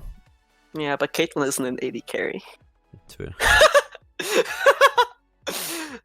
But yeah, the Sivir also just shows their hand. More Moonlessy for the Vladimir. Like it's gonna be it's like a really memey but also really scary thing that WashedUpKids are showing with their comp. Yeah. And I'm really eager to see where it goes. Also, Lift taking away the most common pick jungler when it comes to comfort picks. Jarvan is one of the best junglers if he's neutral, if he's ahead, and if he's behind. So that's a really, really good ban. But yeah, not quite sure how this is gonna play out. I believe the Jarvan is more of a target ban, I believe, right? You said one of their players plays it? Yeah, Mistake has some game. I mean, at this point, we're in a diamond elo. I think everybody has some games on the most important champions in meta. If not, it would be pretty troll. Yeah. I just don't understand why they would choose to ban the Jarvan. Jarvan would be a champion that they would want to pick up instead. But, it's not really possible anymore after they end up going with the Elise. So, like, I don't really think the ban's that great. Maybe... I mean, yeah, sure. Vladimir and Yuumi don't need a Jarvan too. I mean, yes, it's a form of engage, right? Yeah. Yeah, but then, Zac does the job better, which they actually end up banning. That's the ban I was actually considering I want to talk about, but, we ain't got time for that. We ain't got time for nothing, boy. yeah, champions selection and the pick and ban phase obviously always really, really fast, hopefully. Even though you have unlimited time on that virtual draft, just to make sure that there's no shenanigans happening. Right now, the first pick of the second phase has I'm been... really curious what kind of jungler washed up kids are gonna go for here. I hope it's something cheesy, man. I want to see something cheesy, man. Like an Evelyn or some shit like that, you know? Just I know it's not the best pickup, but it would be still good for the memes. Problem is my knowledge of like the top lane and jungle meta is like really mixed. I only know like solo queue understandings of what jungle and top is good for. They basically need some form of engage, and the jungle. I feel like that engage tool should be best put on the top lane so that they can pick something in the jungle that can help get their team ahead throughout the early phase. Rek'Sai is still open here. It's an early game jungler that could be enabling some early ganks. Has a great pathing as well. It's kind of like a cheaper version of the Zac with his tunnels, being able to go over walls sometimes in a buggy way. But yeah, this is a Yuumi comp though, so they're also hovering a Garen. Which would mean though Vladimir is going to be left alone in later team fights, which is not a big issue because Vladimir on his own is okay, but Vladimir for Yuumi is just scary. Yeah, I think they're overdoing it with the carries actually right now. They have, yeah, there was the Nocturne. Okay, that's better, in my opinion. Because having three potential champions with a Yuumi on top is not really what you want.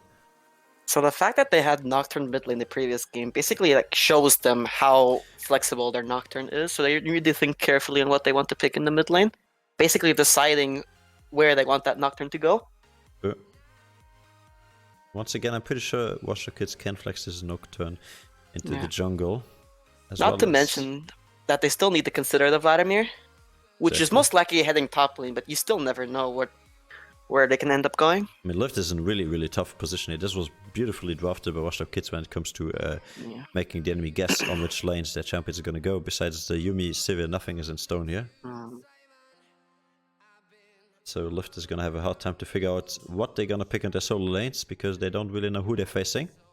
Part of me wants to see an assassin from Team LYVT right now.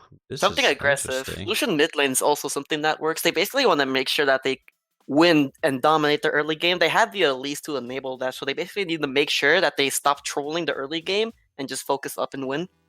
Yeah. Otherwise, they're not going to stand a chance with the Vladimir.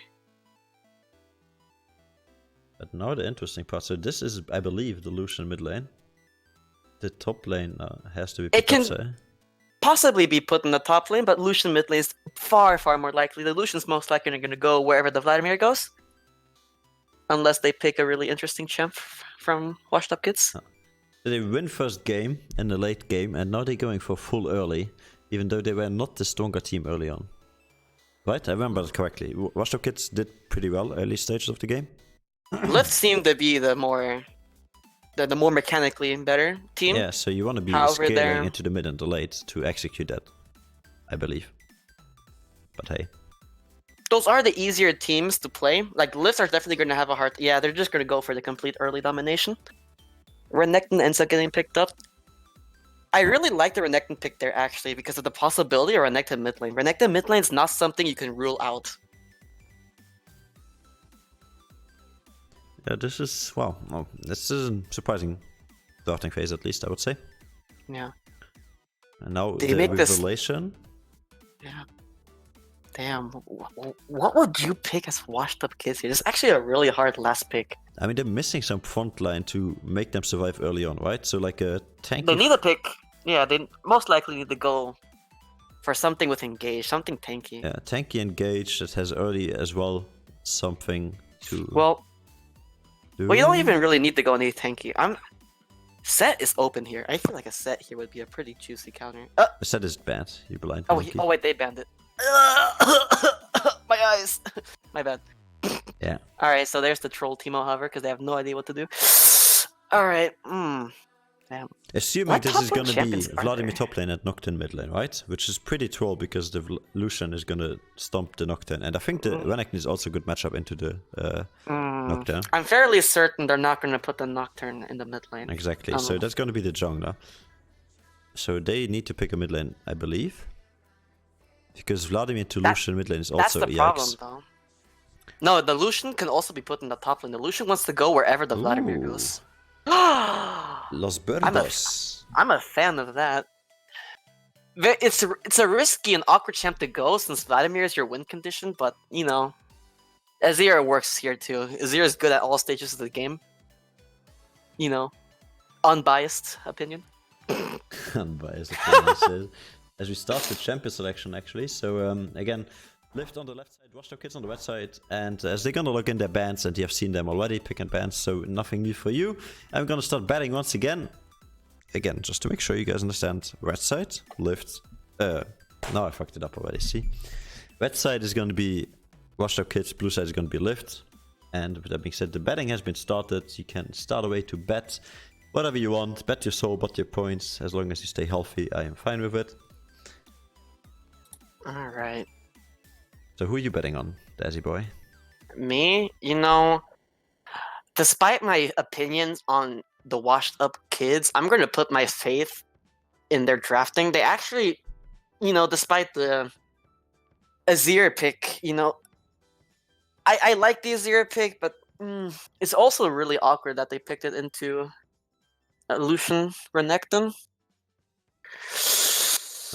But I am gonna lean it towards WashedUpKids this game. Okay, so I bet on on LYVT last game, purely unintentional, just like to bet at all.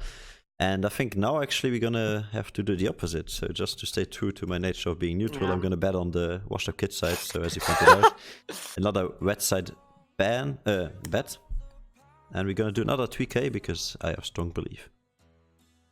There we go.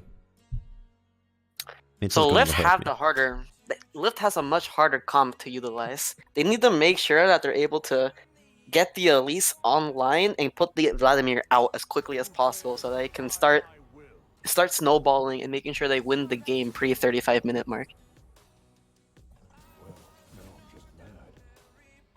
Because I actually believe every single lane from LYVT gets outscaled. Yeah, I believe so too. Like every single lane. Like the only threat here would have been the Lucian, and in my opinion, they can still flex this around, right?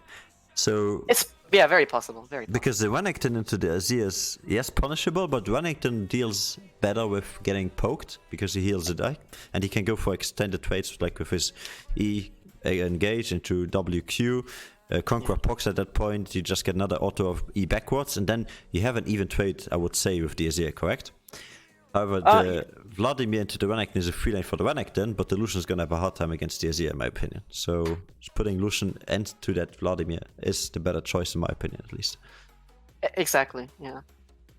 The Renekton actually wants the Azir matchup, despite the range issue that, you know, all melee champions will have. It's all going to be about the wave manipulation on whether or not Renekton is going to be able to get on top of the Azir. Because Azir is still a very squishy champion. He is a champion that takes a while to get online to a point to where he can handle champions such as Renekton. While Renekton's going to be able to come online really quickly, start pressuring the Azir level 2, level 3.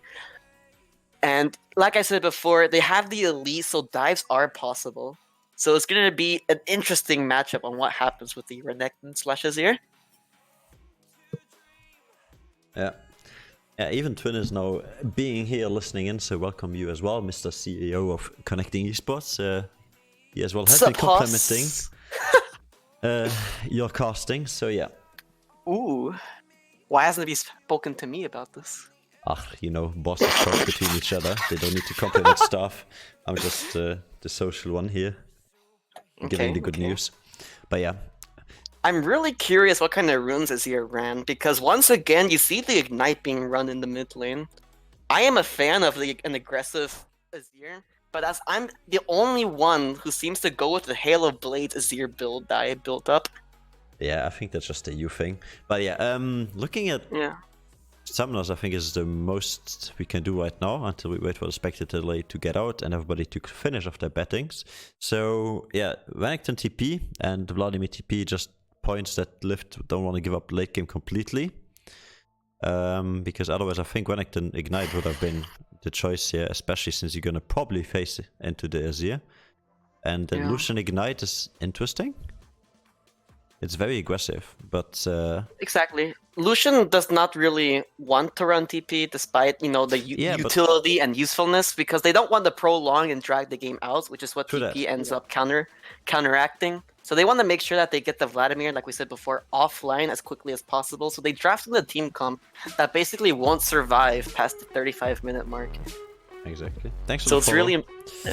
really Stumper I can't even say it. Laughing my ass off anyways. Yeah, but what I wanted to point out is the stronger, at least I misinterpreted it, but last time I talked to some fellow people of, well, some fellow League of Legends friends, I wanted to say, Exhaust is the stronger summoner spell right now over Ignite actually. Yes, Ignite does the damage, the 2 damage, but early on Exhaust is insane and it makes you survive ganks and is aggressive as well, so...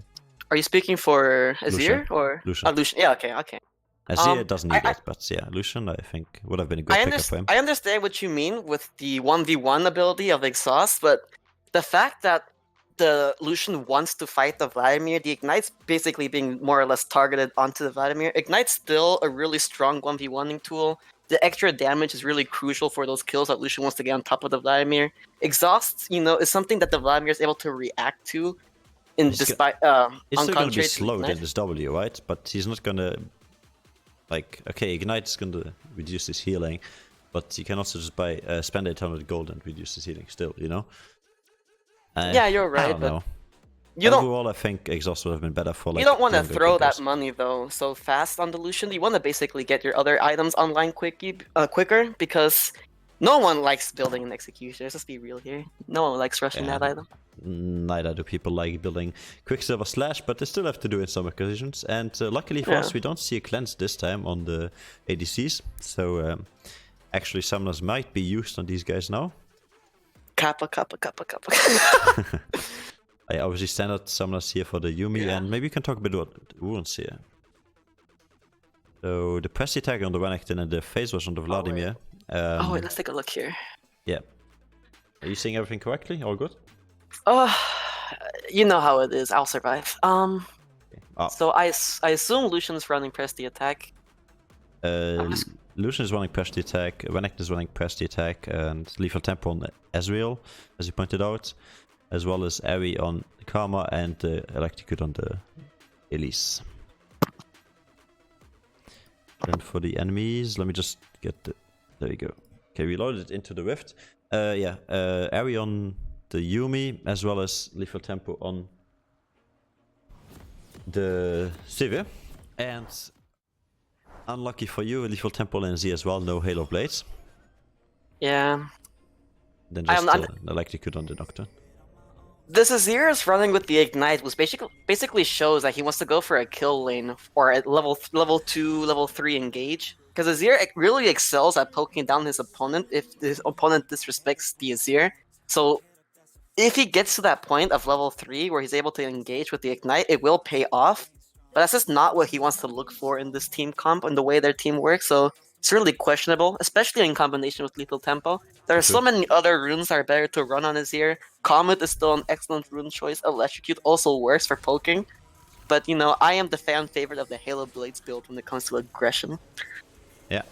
And we saw a 5-man stack on the bot side, but no invade happening. They spotted Lucian with a ward over the wall. And let's see if they actually opt into the lane switch as we predicted. So putting the Renekton mid lane and the Lucian top lane. Right now it doesn't look like it, but might be still happening. Okay, no, so standard lanes, standard matchup.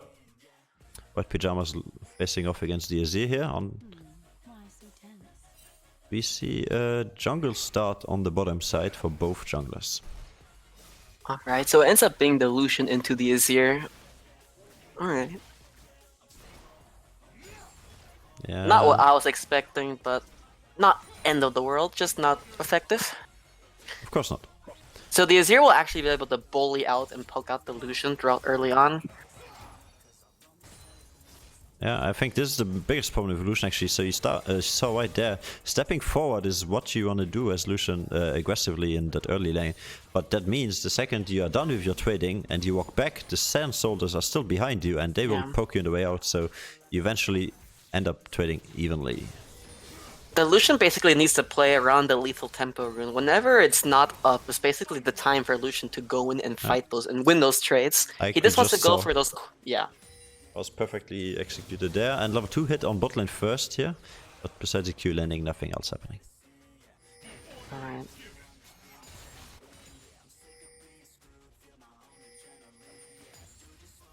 So Azir is going for the aggressive poke in the mid lane, throwing away his mana really early on, basically showing how badly he wants to get that kill with the ignite. Oh, flashy from the elite happening, and that's a great first blood coming through on the side of Lift. That was beautifully played by Winter. That was... Oh, you know, that was a really good play, but I'm really surprised on the reaction of the Vladimir not I don't being think he able had time to flash. to flash. Yeah, and his W was not up, I believe so. You can But check, yeah, it was... but... Yeah. Oh, Whoop. that was Lucian flashes on top and actually is going to pick up the kill on Azir. Wow, I don't know why the camera shifted there for a second, but that was a flash pickup here by Lucian. Yeah. Both summoners used on the mid lane on both sides. Yeah. So this basically just... That is a really bad thing for the Azir. And now the So tower here's dive here. here's the dive that they wanted to make with the Elise and Renekton. So Elise is basically going to sit the Renekton lane throughout the game because they want to make sure that the Vladimir stays behind and the Renekton is able to snowball. Because Renekton is able to... He is basically the win condition of their team, so to speak, because he's able to snowball in such a way that no other bruiser can. Yeah. And we also have missed off-screen the Vladimir flash as well. So Vladimir down both summoners, and Renekton now is going to be able to walk up to his lane. It's going to be very, very slow push on the top side. So Lucian's going for a very aggressive early build with the multiple Doran's blades, I mean, which you is can never have enough I sauce. really I really like that decision in going to the blades, especially knowing that the Azir's sums are down, basically forcing him to play safe. Karma decides to fight this knockdown. She's going to drop the ignite as well. Not gonna flash, very confident in staying alive here by... TP is forced from Renekton. Yeah, that was a bit end. Like, you had a winning condition on the top side, and now you just make your top laner lose all that farm to the tower, as you can see on your map right now. It's just a lot of CS going down for free. So Vladimir feeling very comfortable right now, already ahead by one wave. That kill basically means nothing now on the Renekton. That's a very unfortunate TP. I would have maybe gone for an Ezreal TP instead of the Renekton. Because that can be expanded since he wanted to base anyways after. Like, he's gonna look to base right now actually. Yeah, so that would have been the perfect play instead. But hey, like this we have even lanes throughout the board, even though it doesn't look like it. But yeah, the only struggling lane right now is the Azir. But I think the longer that one goes, he's gonna come back. You can really see the CS difference from the mid and bot lane and how hard their Lift is actually stomping their lanes. I really don't like the Azir's build at the moment. I mean, I like really think about itemization for Azir since he's one of my main champions, and the Azir is very clearly going for a lost chapter at the moment, but in a lane where he wants to make sure he scales, and with how badly he needs to play safe and not having a defensive summoner, it's really important for him to build defensively. Doran's Rings... Zhonya's is a pretty good item to go, but it's not something you want to necessarily rush. I mean, you can't just go get around with Arm Guard. yeah, Arm Guard, exactly. Seeker's Arm Guard, and then you just go to your normal Nashor's Tooth or whatever you build first. And here we see the trading happening in the top side. Winter making Vladimir ult, and now he's going to flash away just to stay alive because you know the damage is going to come through. As we see another gank in the mid lane here, Kama saying hello, getting the root off, and that's just another kill handed over. And now we see that pressure, early pressure coming to Lift just superior. Where was this Winter team the game before? They pulled off a really nice Karma rune and picking up a free kill on the Azir. This Lucian is becoming a real threat for them, which basically allows the Elise to do whatever she wants. She can invade the jungle. They can take the objectives, but it seems that they're going to be looking for a bot lane play. Yeah, I mean, Drake on the plate is an Ocean Drake. You really want to have that on your side and not on the enemy side. I think this is more takeaway than pickup. Because having an Azir and a Vladimir with an Ocean Drake or Sivir with a Yumi at top is just disgusting. Yeah, they're going to be picking up a free Ocean. I believe that's a reset for the Elise as well after. Yeah, Elise should be sitting on some gold. So yeah, she's sitting at... Oh, well, not that much actually. 600 gold only. Yeah, but you want to take those free Reset up. She's not resetting. Yeah. Okay. I mean, She's her going for whole an bot side invade is actually. up, but I believe she sees the Nocturne, which makes her go for the invade. But she's actually looking for a dive on the Azir since she knows that no flash is up. Yeah, but ult is available. That's Exactly. I mean, you're in Elise, so It's in the re- end, you're the perfect Yeah. champion to tower dive, but it's very scary. Especially since you Yeah. just saw the There's- Nocturne there's- path down. Despite the Azir ult, there's no danger of the Elise dying because of how safe she can dive with the spider form. Yeah, they are baiting right now because Karma is here and it hasn't been spotted. So yeah, they're baiting. Yeah. They wanted this to happen, so that's the Nocturne ulti down. They're gonna try to get the trade-off here in the end. Oh, he still got... Okay. I think we need to explain Nocturne how that one works. So what you have to spell shield is the first W, because then the W is not going to go through. You can't spell shield the stun because that's the snare.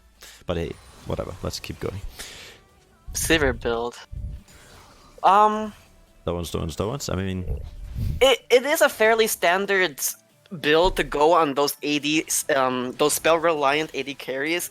It is a build that has dropped in popularity, but it's still something that's good to go. Like I said, I'm not familiar with the bot lane meta, so you know I could be wrong here, but it is not a bad build for the Sivir to go just because of how her Q works. I mean, Herald's still on the map, and I think right now they should be switching their... Well, they have stronger solo lanes, so they don't really need to switch the bot lane to the top side to pick up that Herald. They can just contest it with their solo lanes. And knowing Nocturnal is down, they should be definitely looking towards that. And once again, we see that one lethal tempo down on the Azir means Lucian's gonna go aggressive in and get his damage off. While Mr. Daisy Boy is tapping away on his keyboard. Oh yeah, I'm just interacting with the Twitch chat. That's fine, boy. Just make sure they don't hear you interact. I mean, type, you know what I mean. And we see Lucian and Renekton actually constantly pushing in. And that's what enables Elise to have so much freedom and doing whatever she wants at this point. She's just gonna be pleased to go over the map right here. As you see, we're taking a bit of poke. Spell shielding most part of that. And this is gonna be the free pickup on the Herald, I believe. Yeah, there we go. That's a really big herald for them to pick up this early on. They're gonna be able to put the Vladimir even more behind. So she's gonna go for a Rift top lane for the platings. Something I want to point out before the bloodshed in the top lane is again the CS difference, or more or less just the mid lane difference in general between the Azir and the Lucian. Oh, Shuima Sand here. He's gonna get the kill, but he's gonna go down in the end. Not enough. He actually ends up getting a shutdown, which is gonna be really big for him, but this is just the problem, again, with him deciding to go for the Azir, but also an aggressive Azir with the Ignite. I mean, this was perfect execution by the Azir. Oh, now Ciel is actually being targeted by Nocturnal. She's still gonna get feared in that position, even though she's in her E, and that means she's not gonna be able to get away. And yeah, so just plating going down. But no tower being picked up here. Nocturne making sure that mid lane tower stays alive. That was a really good pickup from the Nocturne, able to deny the Rift Herald gold as well, because I believe she doesn't obtain as much gold when she's dead. Yeah. But, yeah.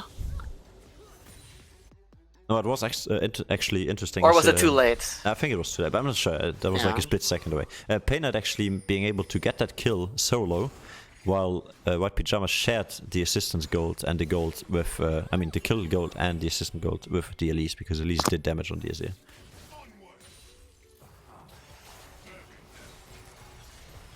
Wow.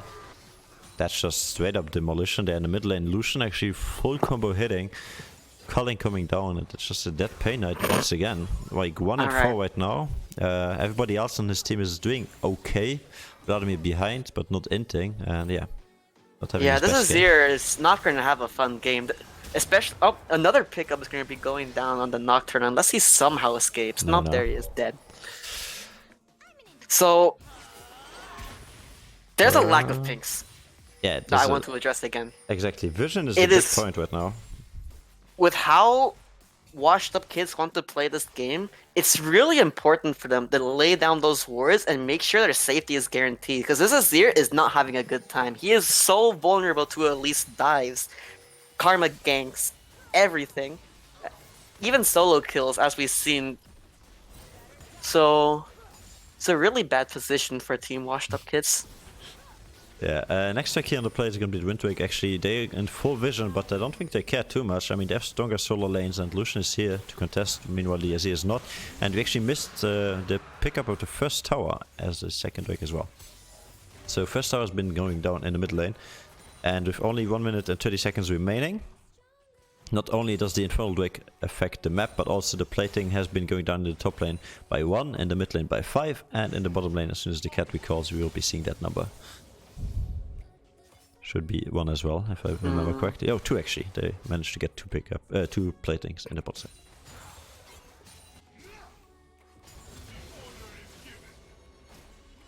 Double buffs and white pajamas here, looking to threaten that Pain Knight, and he's gonna go for another Shimmer. Oh, no, it's here. But ends up being a trade, and 2 for 1 actually. TP as well. Oh, Vladimir is now here to join the party. He's gonna do a lot of damage to Lazy Dog. He's gonna go down in the end. Even Yumi is here to ult to make sure they stay in the place while Vladimir is gonna pick up. And this is good for WashedUpKids, because Vladimir getting 2 kills is exactly what you want. Yes, the Azir died again, but he managed to pick himself up an assist here.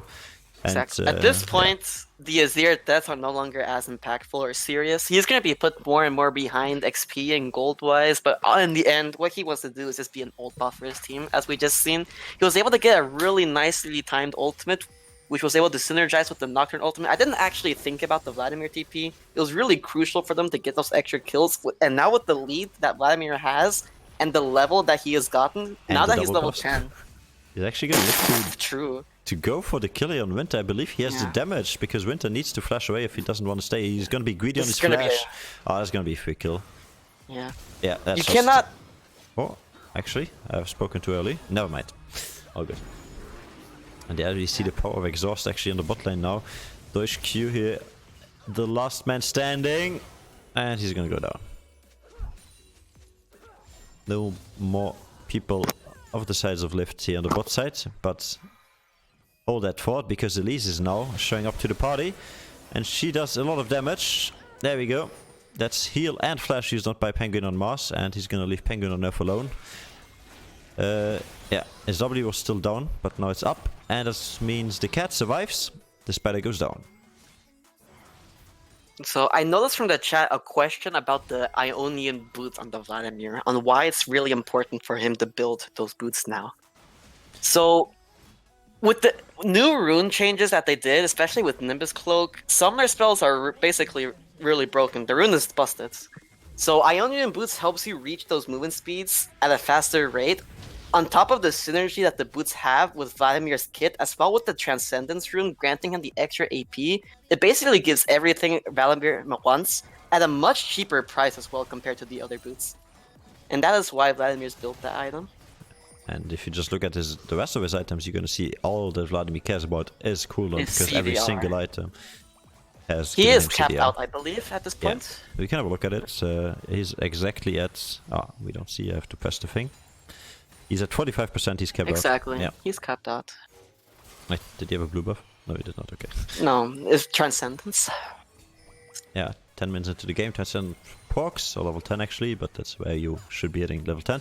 And Drift number 2 is now on the table, and we see WashedUpKids not responding nor having vision of it. So just a free... Yeah, just a free herald going over to the sides of LYVT. Yeah.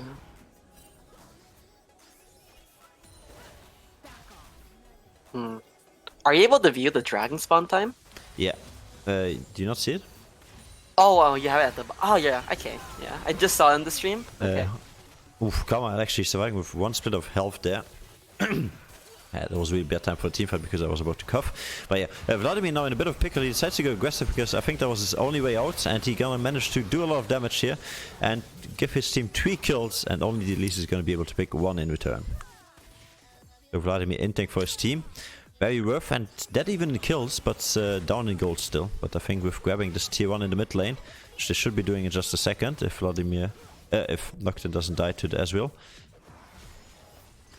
So those are really big kills for Team WashedUpKids, as I believe they obtained more shutdowns and more, basically more pressure from those kills. Now that those people are no longer on the map, they're going to be able to secure Dragon Vision as well as pressure on the side lanes. However, I do see that Azir is recalling now.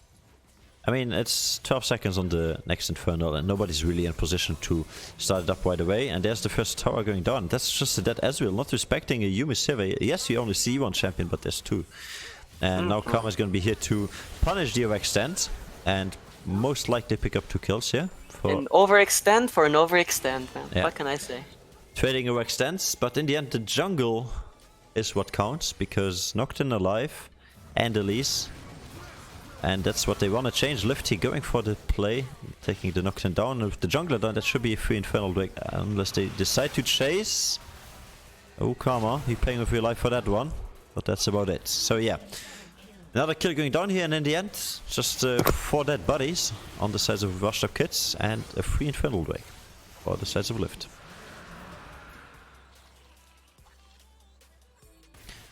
Does it matter, Daz, that they have now the soul already with the next wave coming up? Or you think that's just gonna be... I believe it is a really big deal because of how strong the Infernal is for early game damage. I'm just not exactly sure how strong the scaling is, so I'm not sure if it's a really strong Dragon Soul to have early on into the game, or something better to have as the game scales. It's very good in mid to late.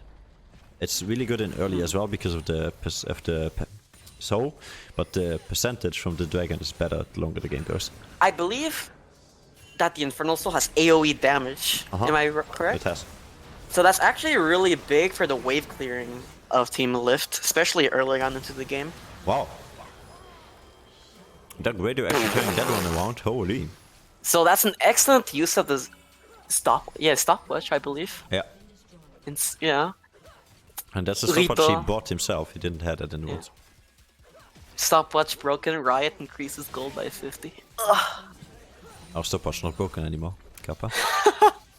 It's like, right, so this champion is broken, let's reduce his movement speed. He's not broken anymore, right? That's basically how it works.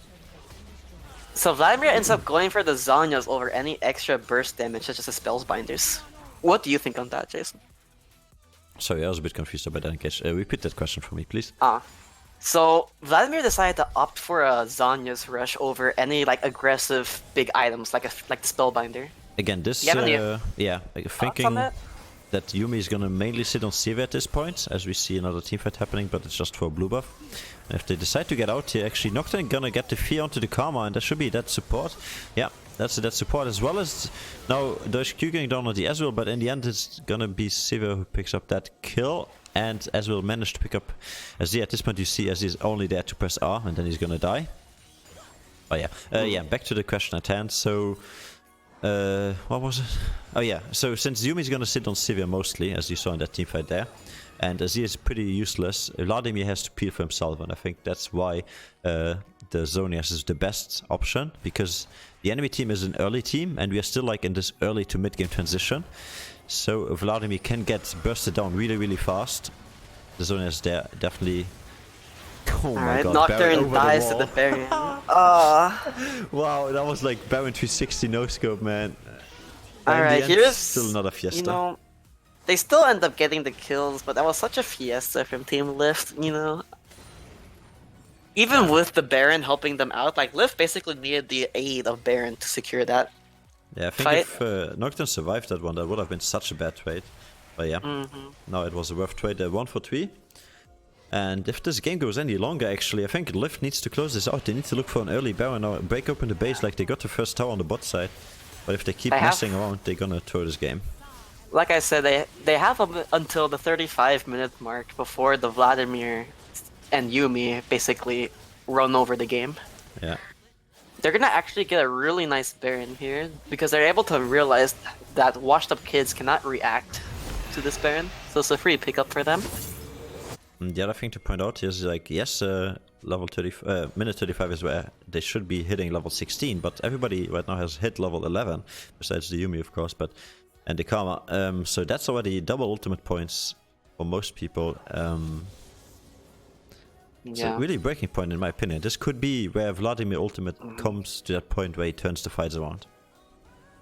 Especially for the Azir. The Azir level 11 has been recently insanely buffed with the amount of damage the ultimate now deals, right? I believe increased the damage that the ultimate does by like 125, 150, rank 11. So it's a really big ultimate for Azir to get off, especially without, especially him being behind and not having many items. So his scaling is basically coming in right now. Yeah. Like again, I think that TP in the mid lane was crucial for the Vladimir here, making sure that this guy gets into the game, because as you can see on the Azir, it's the best point to make if you want to point out how useless a champion can be, even though it's a great champion, but simply being behind. And the other thing is actually, the longer the game goes, the longer these teamfights will be going, because the burst damage increases for the sides of Vladimir, but that's just about it. Like only an Azir ultimate will be bursting. We see Nocturne again, he's not allowed to go into his jungle. Doesn't respect that his team is not even close to contest with Vision. And that's another Infernal, and I think the Soul going over to the sides of Lifts, which should be a very crucial point in winning the game. Do you think they didn't utilize Baron, so they just picked it up for the sake of picking it up? Because that's Most kind of what I likely. feel like. There you see the Soul Drake. To be honest, I don't believe they had a plan after Baron, so we can only assume that they were just picking it up for the sake of picking it up. Yeah.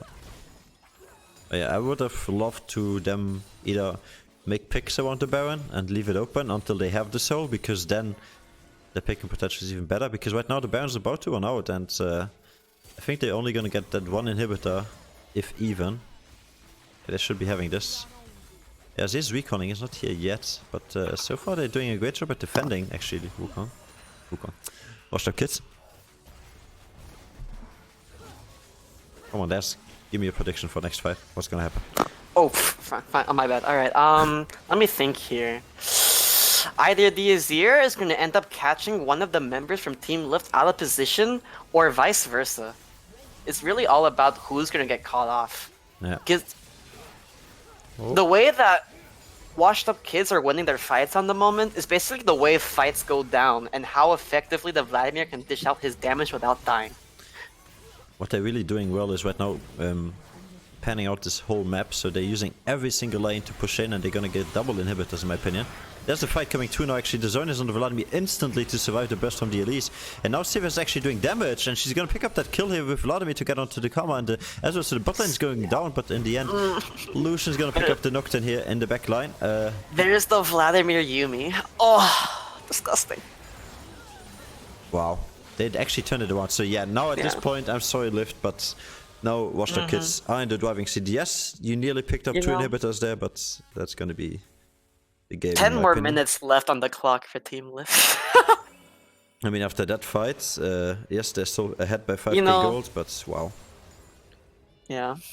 Also props, I don't know if you saw it, but Mistake or Nocturne he actually managed to jump onto the Lucian. Yes, he died for it, but that was the only reason they didn't have some long-range damage in that fight. Because as well, yes, he's hitting a double item 24 and completed more money, but that's about it. Like, that's not a lot of damage if you consider the Renekton as well being the sole damage in the team fight. You saw Elise being pretty useless after initial combo, and with Lucian out of that fight, so props to Mistake for getting him out from the team fight and enabling WashedUpKids to win that one. Yeah.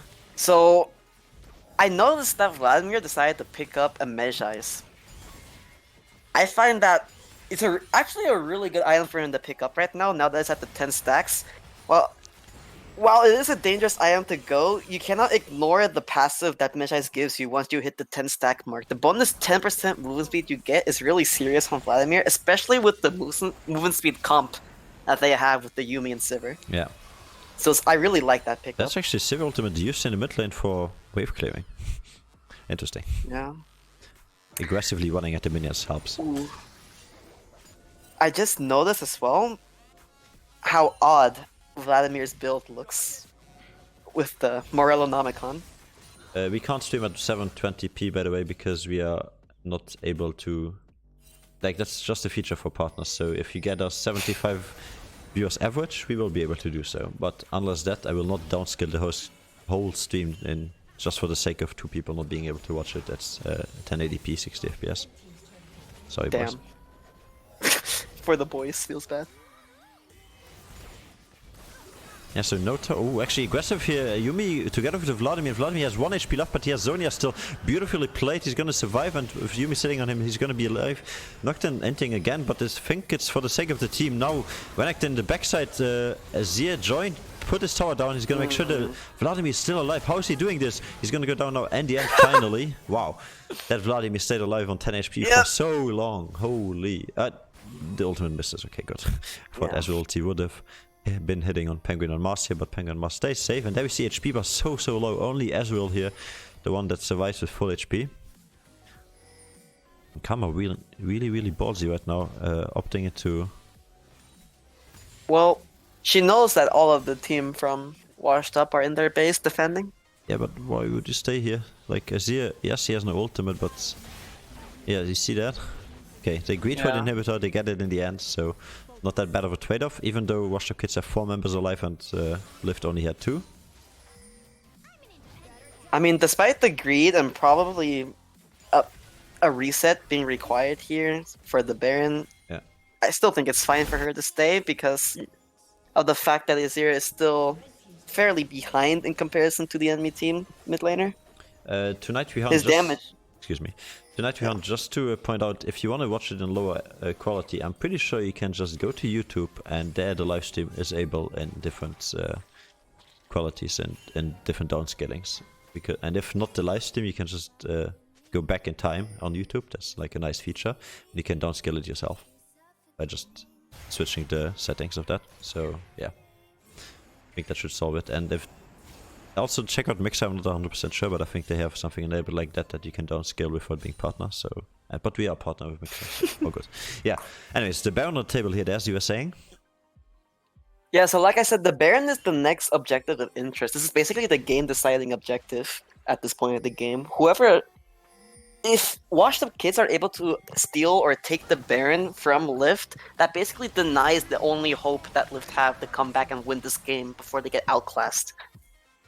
That's a good damage here on Vladimir. Not that it's gonna matter with a Yumi in your team, but hey, that's making him back off at least. And Renekton pushes in, so they're gonna start up the Baron. Exactly. I'm actually surprised at how much damage the Elise is doing on this Baron. I'm not sure if it's like the management of the spiders because of the damage reduction. I mean, but Elise is just overall a very strong champion. I've been trying to pick up lately, and she does so much damage. She's really squishy, but she does so much damage, and her E, the repel, is actually what makes this champion so good, because making a squishy champion able to be invulnerable is, well, not invulnerable, but untargetable is exactly what you want. Go full damage. There's the Sivir ultimate. Yeah, we see YouTube chat as well. It's all linked together, so we see Twitch and Mixer and YouTube chat in the stream, but not in the Twitch chat, obviously. Oof, that damage. So Alda on the plate here. Do they want to fight this or not? Because they got an open base with 2 super minions in their base right now, and if they don't respond, this is just going to be gone. Yeah, it's gone already. Wow. If LYVT plays this fight out properly, they're gonna be able to end the game here. They're able to pick up the necessary kills, and Azir is basically forced to back off. Yeah, and they're all getting flashed on. This is, So that was, I mean, yes, you kind of have to fight this, because I think it would have been GG right after this anyways. You have Baron and Alda again, but boy, yeah. I wish I could hype that comeback. The way that LYVT ended up playing, they were able to dominate the early game so well. That basically allowed them to mess up in the middle, and when they came to the late game of able to securing the last Baron and Elder, that was just really good macro decisions from them, being able to abuse the fact that WashedUpKids were basically ignorant and basically not contesting the objectives, and they just capitalized on that and won the game. That's a 2-0 coming to here for the sides of LYVT, very strongly going to game number 2, and well, this just says pressure is on, boys. Backs against their walls. WashedUpKids have to win now 3 times in a row to make us pull out, what's the music called for the reverse sweep? Come on, Des, you know this one? Huh? The music for the reverse sweep, what do we cue? Even though you haven't been on stream that often, you need to know this one. Which music do we cue for the reverse sweep? Do. Exactly. That's it. So 2-0. It's going to be 2-0 for the sides of LYVT. We're going to head into a really, really small break as we catch our breath after that one. Not as an explosive game as we expected.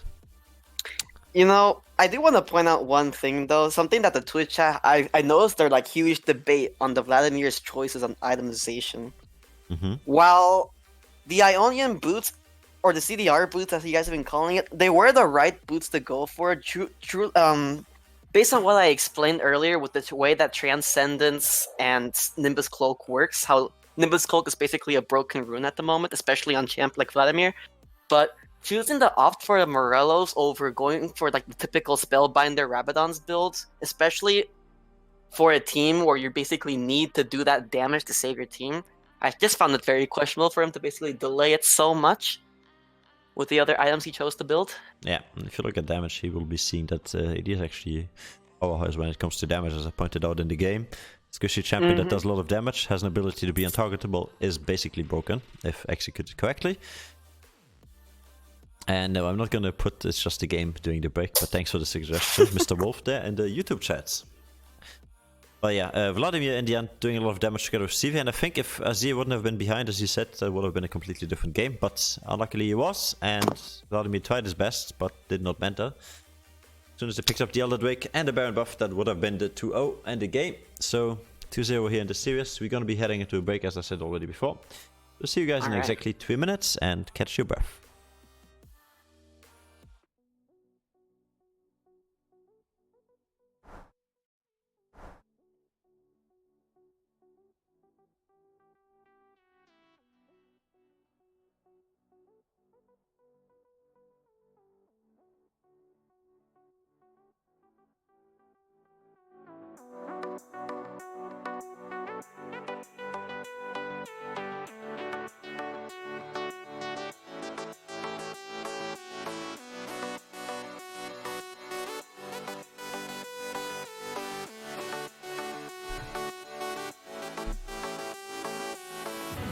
The world ain't all sunshine and rainbows.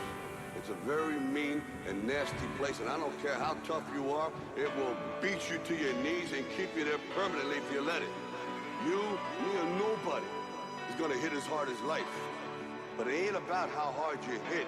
It's about how hard you can get hit and keep moving forward. How much you can take and keep moving forward. That's how winning is done. Now, if you know what you're worth, then go out and get what you're worth. But you gotta be willing to take the hits and not pointing fingers saying you ain't where you want to be because of him or her or anybody. Cowards do that, and that ain't you. You're better than that.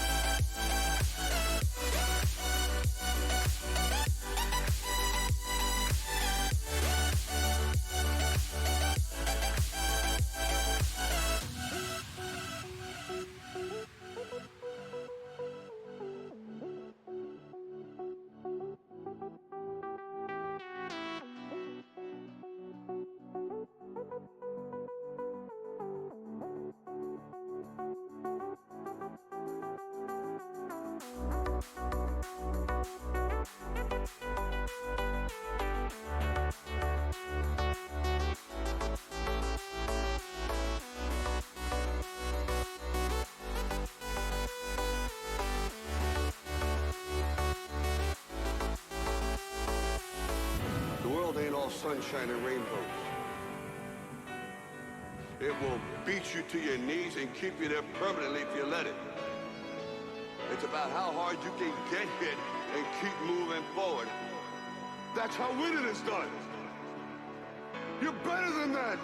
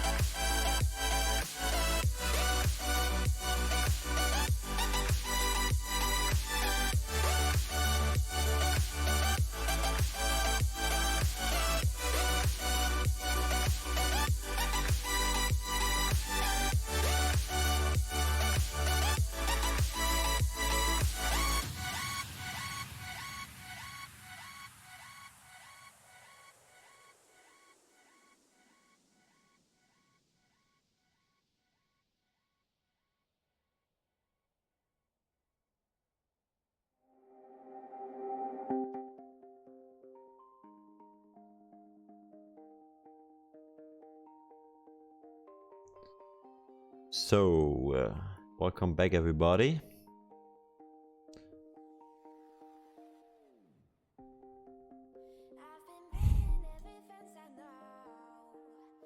Ooh, catching my breath after all of these tests. Yeah, so game number 2 has been very... Yeah, I was like, whew, so exhausted.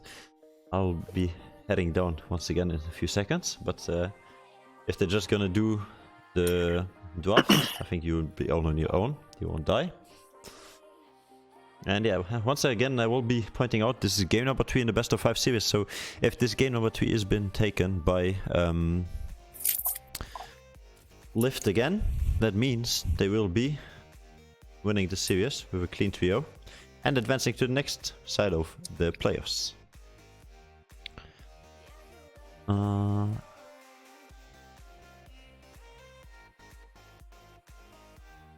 And if you have Twitch Prime, make sure to use it, as well as to collect your loot, because Twitch will remind you that now is your last chance to collect that mystery skin with your Twitch Prime account.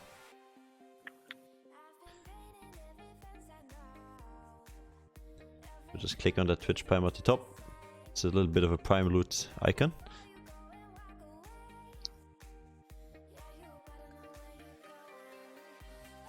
And there's actually some players in the chat discussing the last game. I like the activity in the chat. I like the viewing counts. 29 up to 33 in team fights, or like in the ending screen. Pretty lovely.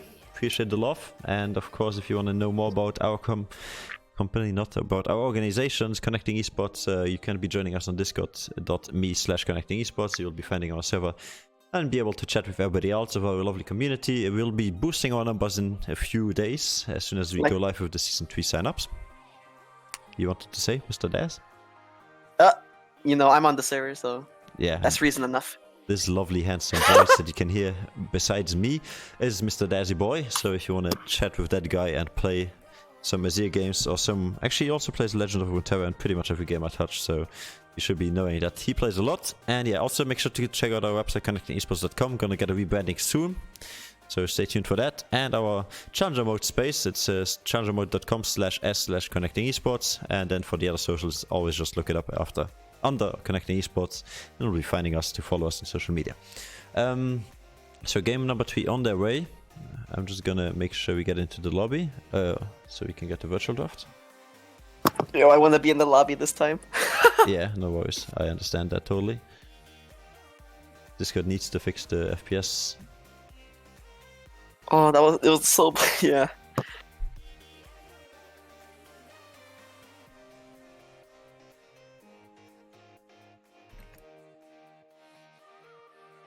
Yeah, I'm just gonna point out to the players that we need to get invited, please. Stream wants to know how game number 3 is gonna go. It's really, really decisive for this one. Number 4 is ready, boys, so please, hurry up. I'm starving. Me too, though. I haven't eaten all day and, like, I'm streaming since... But yeah, now that's how... Maybe let's talk about something else than League all the time. Alright. Your first time as a caster, or like... Say so professional cast here. I myself don't consider myself a caster. I'm just here a streamer helping out the boys. But yeah, how is it? I know it's very draining on the voice, but did you expect it to be this much? For somebody who talks a lot, I should add. Sorry. Yeah, exactly. Like, to be honest, it wasn't really that bad with like talking. You know, there were moments that you probably noticed where I was maybe a small shortness in breath, but that's only because of how much I like to like talk. But yeah, casting is fun, man. I mean, it's not the first time I've done it. It's just the first time I've done it for Connecting Esports, so. Okay, well, if it's gonna go to game number 5, that will be your ultimate test, because that's, for me, I think personally, I just like the best of 5s as a caster. Because my voice is always that the other day. So basically, I just turn up to work like, hello boys, I'm mute, you know? Damn. Yeah. That's basically how this goes. Ooh. I just wish I could be more hypey, man, to be honest. Yeah, we're gonna wait for LYVT to get in order. And then we will be trying to get the other boys in order. The boys. And I will be trying to get you in as soon as there's some space.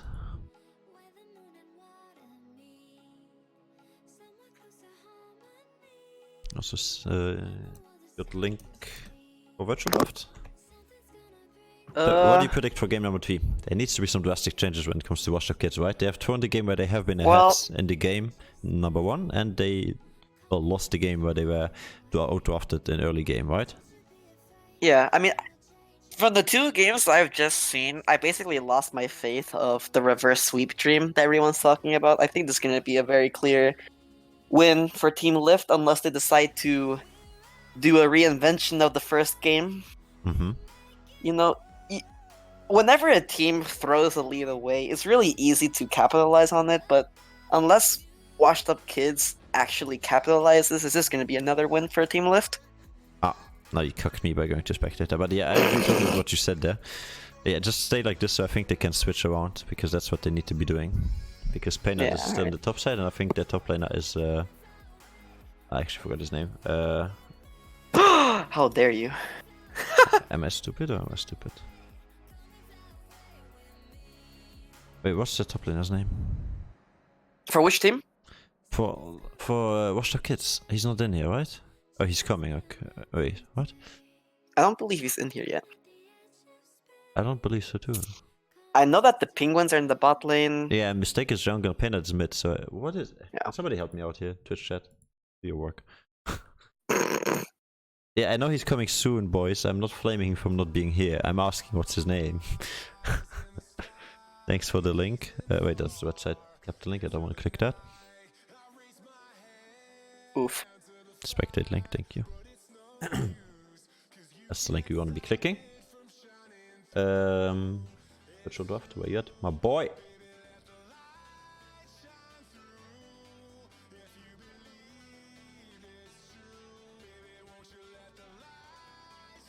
So Lift once again on the blue side, so we don't have to switch the teams at all. Oh, Duck Raider, yeah, exactly. I knew it was something funny. I was like, literally Duck Raider, I need to switch so that he can join.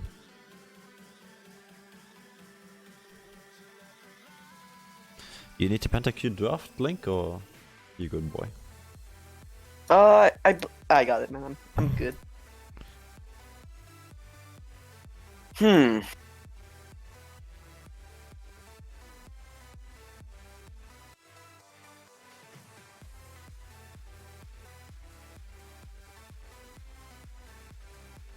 Okay, yeah.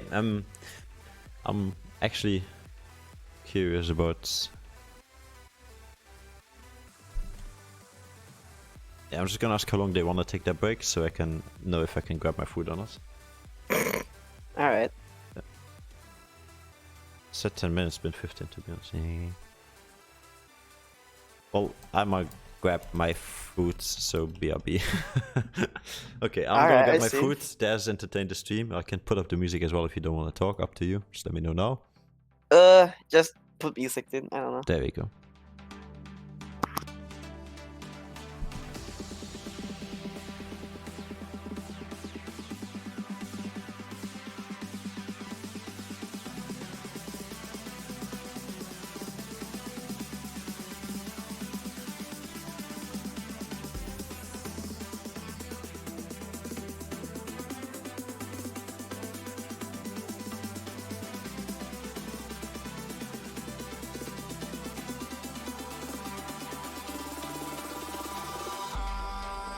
In the sky, gazing far into the night, I raise my hand to the fire, but it's no use, 'cause you can't stop it from shining through.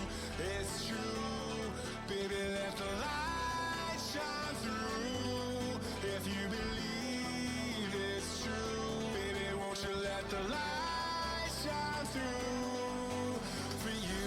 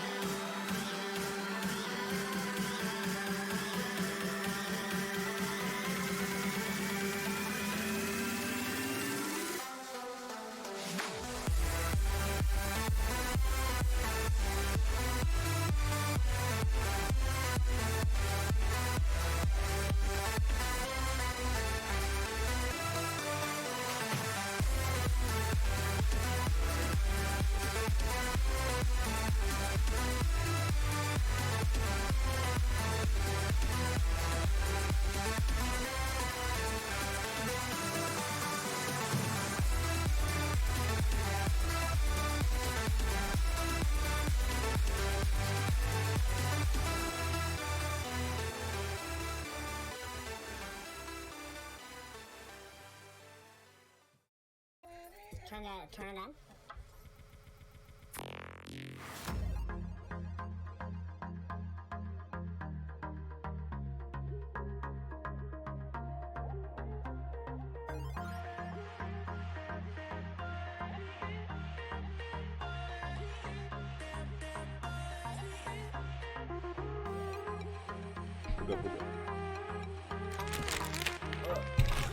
Wait, I need to go inspect it so they can follow. Yeah, I welcome know. back. I left for the boys. I don't think it's possible to cram that many people. Feels bad. They can make it work like this.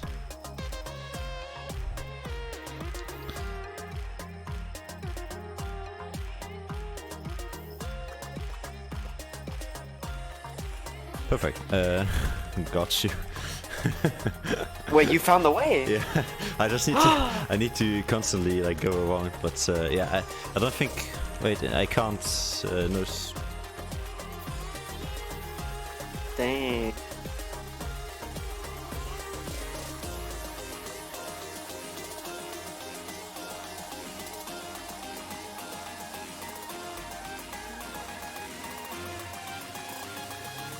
No, not inspect it. Don't go inspect it. Don't go inspect it. Don't.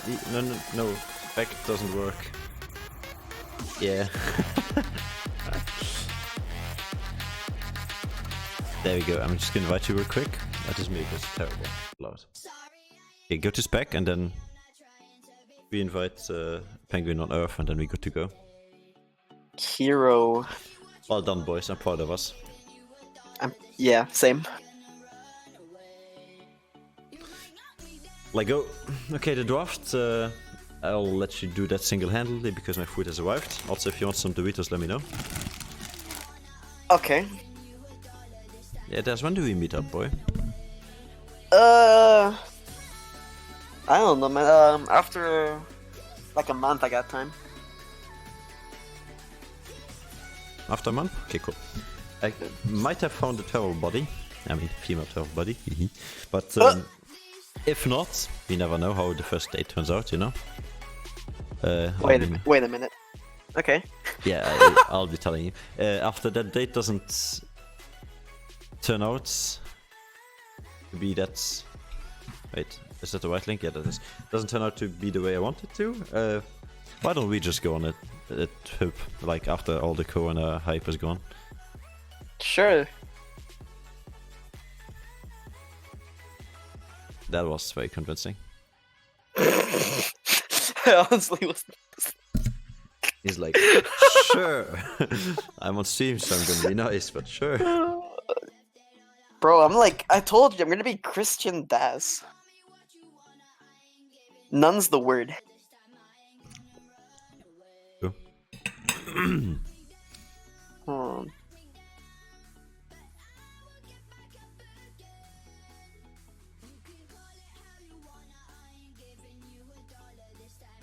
Whew. What are you munching on, anyways? There we go. Okay, they started the draft 1 second before I answer that question. Alright, I see how it is. Even more. Okay. Munching on some sausage, bro. Sausage, Raw that's gay. sausage. I mean, I didn't make it.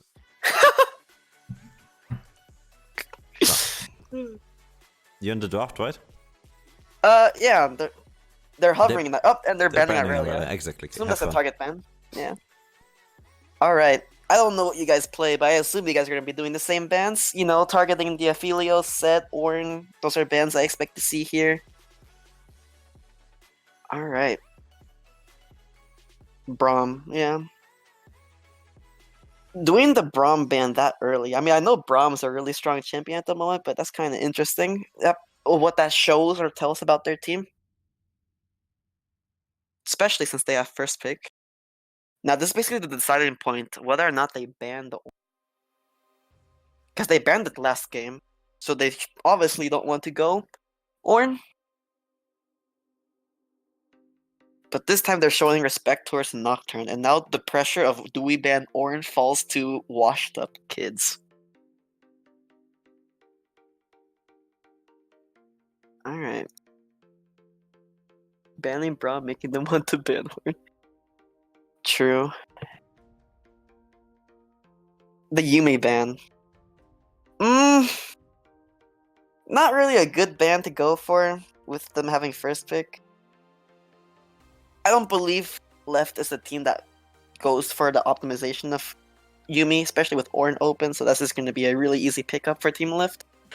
They and WashedUpKids immediately respond with a Darius. You know, that's kind of interesting. I know Darius is like pretty sleeper, like, you know, don't underestimate the champion, but I find them really interesting for them to pick so quickly into the Ornn. But luckily they salvaged the draft that they picked that they've done so far with Nautilus. So now we see what they want to pick up for. They're gonna either opt for the bot lane right away, or pick up a jungler here with an AD carry. You have to pick up the AD carry irregardless right now. But now you think, what do you want into a Nautilus? You want to go for a Leona Misfortune? I believe that's the bot lane you want, especially with the Ornn. There's the Leona, immediately picked away. Now you need an AD carry. It's only like 2-3 AD carries in the game. You got like Senna, Misfortune, Aphelios. That's not an AD carry.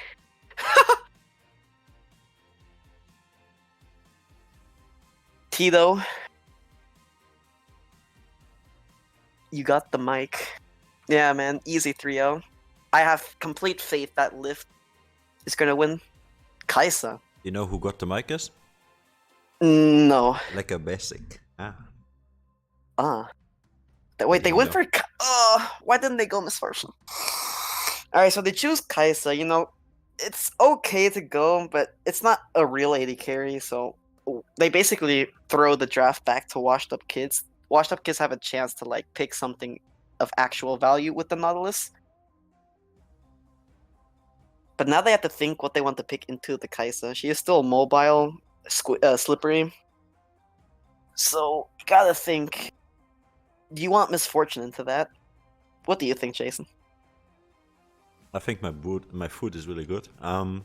Besides that, the only reason I see the Kai'Sa is because Kai'Sa would have been great into them. So that might have been a pick away. Do they have an AD carry who likes Kai'Sa? That's probably it. Wait, Varus. I was more thinking like Kai'Sa kills tanks, right? A bit slower than Vayne, but it's more legit than Vayne. And it's quite survivable against the Nautilus, so it's not that bad, you know? Kai'Sa's passive is strong into tanks, but it's not everything from Kai'Sa. It's more or less like a burst function.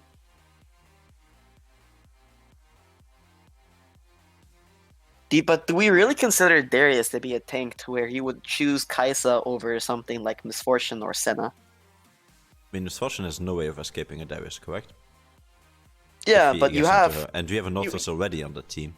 So you expect that's not the only CC they're gonna have. So MF is Yeah. kinda like a mobile champion and you'll rely on your team, where out Kai'Sa is more like comfortable pick if you play it a lot. Like, I'm just gonna mention Unforgiven here, so you have a reference on why I say that. He like to pick up Kai'Sa into bad matchups knowing he can do well on it, you know? I see, but you know, Misfortune, you know, she doesn't have a flashy dash or anything, but you can't ignore the strat movement speed and just her early lane dominance in general, especially with the Leona. You can really, and you can also back that comp up with an aggressive jungler or something that can help out the bot lane. True. Because you have an Ornn, you have the Leona, so you have so much synergy for Misfortune to work. So I just don't get why it's not picked up here. Because maybe it's game 3, and they don't want to rely on like another person, when they all want to rely on themselves. And Dona has been the strongest champion we saw from LYVT. On overall a great champion, even if behind, because 6 items just gives your team a better chance of winning. And then Kai'Sa is a comfort pick in my opinion, so they might just be going for comfort picks to close it out safely, you know? So I assumed, yeah. Even if you get behind now in a single lane and your composition is not working as accordingly because you got behind in a single lane, that can't happen now because you got comfort picks, so you should be doing well overall. So they end up banning the Elise away. Wait, the banned us here. Yeah, I find that kind of questionable, to be honest. For the memes? No. Sure. I mean, I don't know much about the enemy teams. Like, again, I don't know what champs they play, what their comfort picks are. Like maybe that the team left AD carry is like a Kaisa main or something, but that Azir wasn't really that scary. Like decision wise or mechanical wise. Does his wall So- block the own ultimate? No. Exactly. So why ban it? Yeah, exactly. And he's not Mexican either. So. Sure.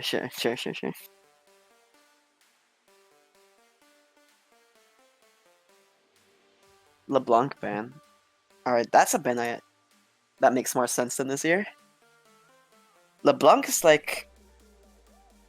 It's been a really strong champion lately. Not necessarily broken, but to the point to where you can actually pick her in like a tournament value game. She's able to wave clear, have the lane pressure, roaming. She's able to like take over a game so hard. So I'm not sure if their washed up kids can play LeBlanc, but it's better. It's a better band than this year. So they pick up Lee Sin, so they're basically throwing the game away. It's already over. Game over now. Damn, Daz is really clear on these decisions. What was your prediction for game number 1? Lifts. Well, let's say you were lucky on that one. What was your prediction for game number 2? I said washed up kids, sadly. Uh-huh. I'm not making the same mistake twice. So you 50-50, same as me. Yeah. Hey, I was... Wait, Eyes was... Wait, who are you? I got a lot of top lanes in my past, so which one? Dang. I also played with a fellow co-caster here, Mr. DGX. Sup? Sup? Ask Daz who I am. Do you know that guy? Who? Twitch chat? Twitch chat. Ask Daz who I am. That's key. Oh! All you Asians, so it doesn't count, okay? Stop making those jokes. Even on Twitch you look like everybody else, okay? What am I supposed to do? Dang. Alright, Liv Thank you, picking I up love you. another juicy champion, Jarvan. That's such a good champ to pick into washed up kids, actually. They have so many champs they can trap in. You know what I want now? It's synergized. For mid lane? A Wombo. What do you want? Rumble? Yes, because it's so good into a lot of mid lane matchups that are left open here. Yeah. It Only is strong. really counter would be Syndra. It's strong, and you also have the possibility for the flex with Rumble and Orin. That's actually... Ooh, Yasuo is being hovered. You know- Yeah, it's probably a meme, but Liv can probably afford a meme, so it might be something that they're actually considering to pick up with the Jarvan and Orin. Yep, there we go. You know, if they have a Lee Sin, we might as well have a Yasuo. That's probably what they're thinking. I mean, has a key, Hazaki, dude. full AD, so Kaisa AP? Is that still a thing? I believe I'm it not is, sure. right? I never played Kaisa, so I couldn't tell you. There's Unforgiven when you need him. I know, right? Get them in here. I don't believe full AD is going to be a real issue for them, as they don't really have a hardcore tank apart from the Nautilus support, which, I mean, that's not really someone you're going to focus. And with a support gold, he's not going to be able to get extremely tanky. So I don't really think the full AD. Kills in every team. Prove me wrong. Yeah. And zero So they Nautilus. end up taking your Rumble mid lane into the Yasuo. At least somebody listens, because that's what was missing here.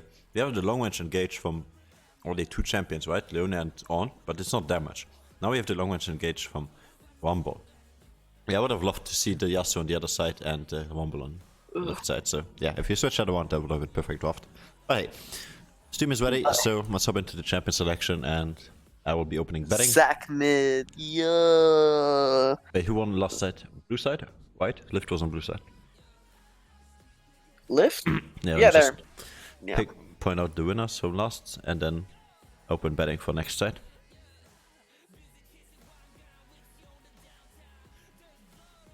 Key. He. Key who? The only reason I said has a key was because key is in the chat, you know?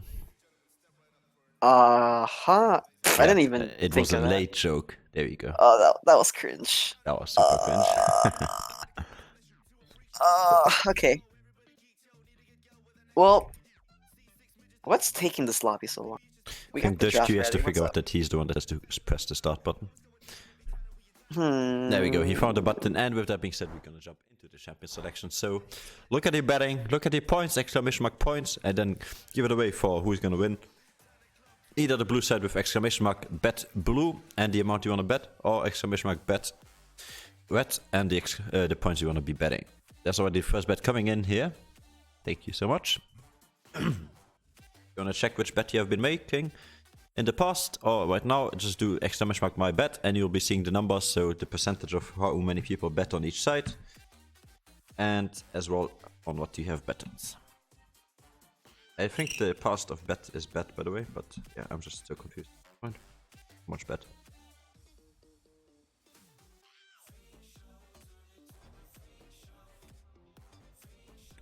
So there's seeing this composition now in full. I want your prediction as always. Never pick a fight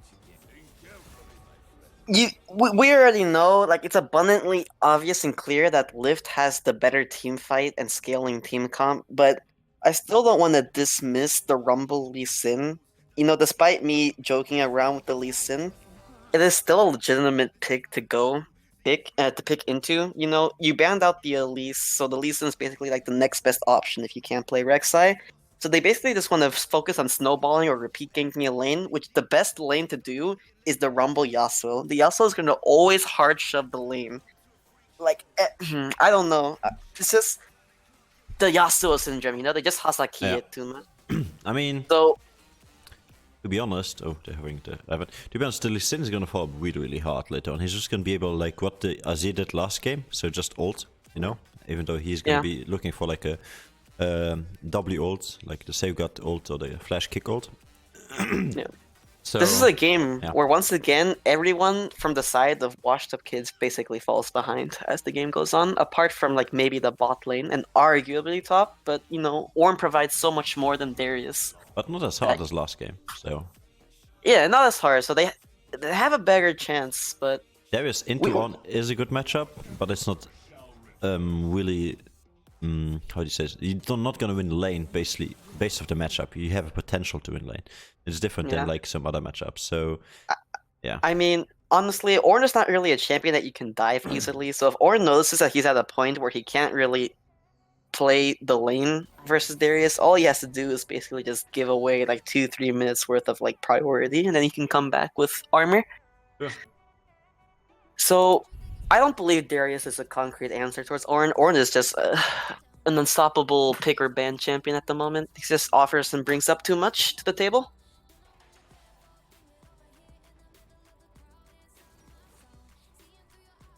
The best counter to Ornn, I believe, is Kale. I don't think that's a champ that's like really popular at the moment, but I do know that it's having a comeback. I'm not sure how much you know about it. Yeah, I mean, I'm more looking at this Rumble and thinking like he's the breaking point. Yeah. Because if he gets ahead, it doesn't really matter what LYVT does, because just one good Rumble ultimate in every team fight is gonna seal the deal. You know, it's a really good potential. I mean, Rumble is what's...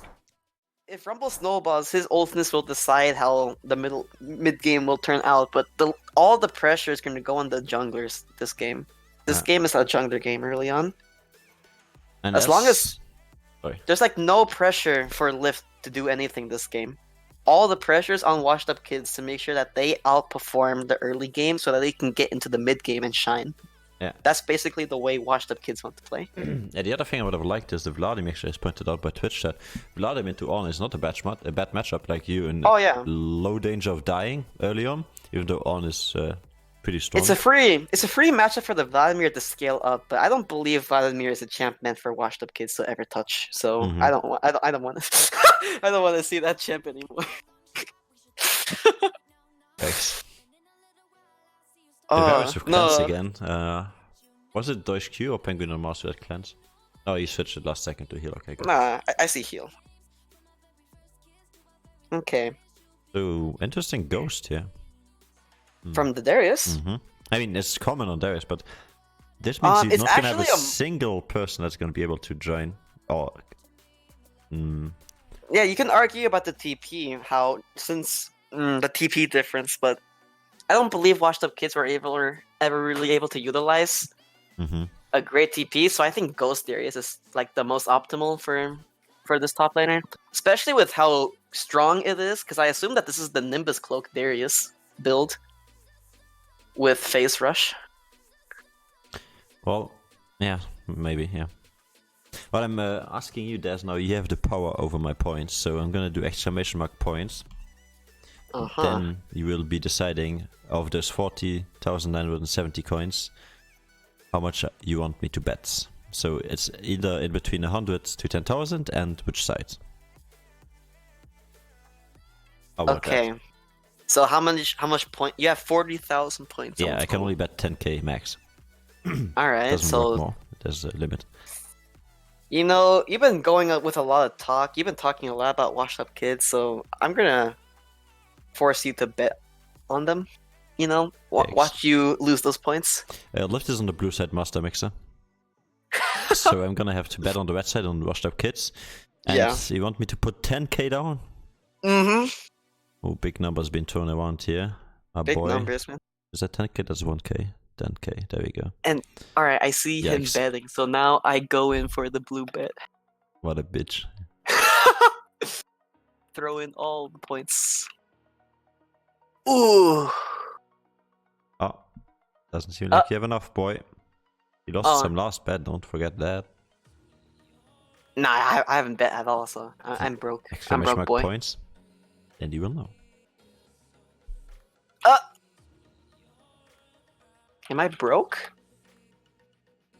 Yeah, broke enough to not point. 1.2k only. Take my money.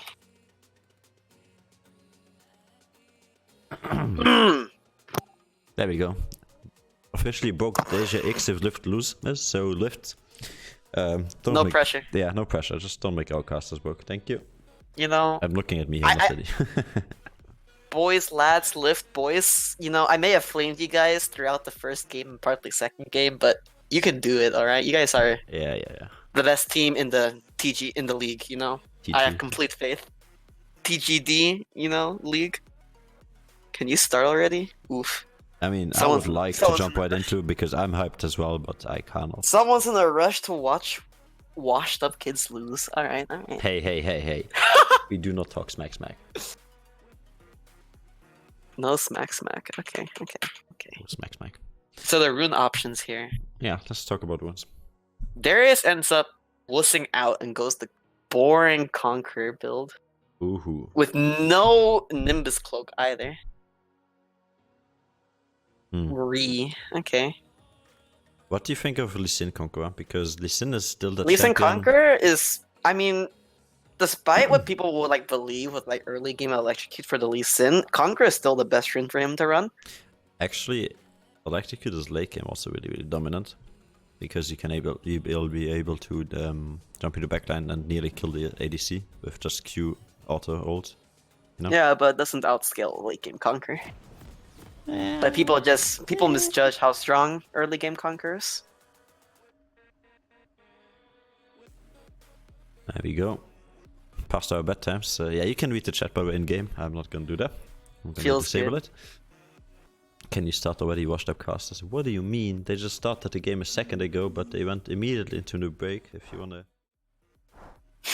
look at the break, go ahead, boy. There you go. Look at your break screen. Have fun with that. Boy. Ooh. You got the mic there, Jason. Good job. Comedy. Alright, game is unpaused now.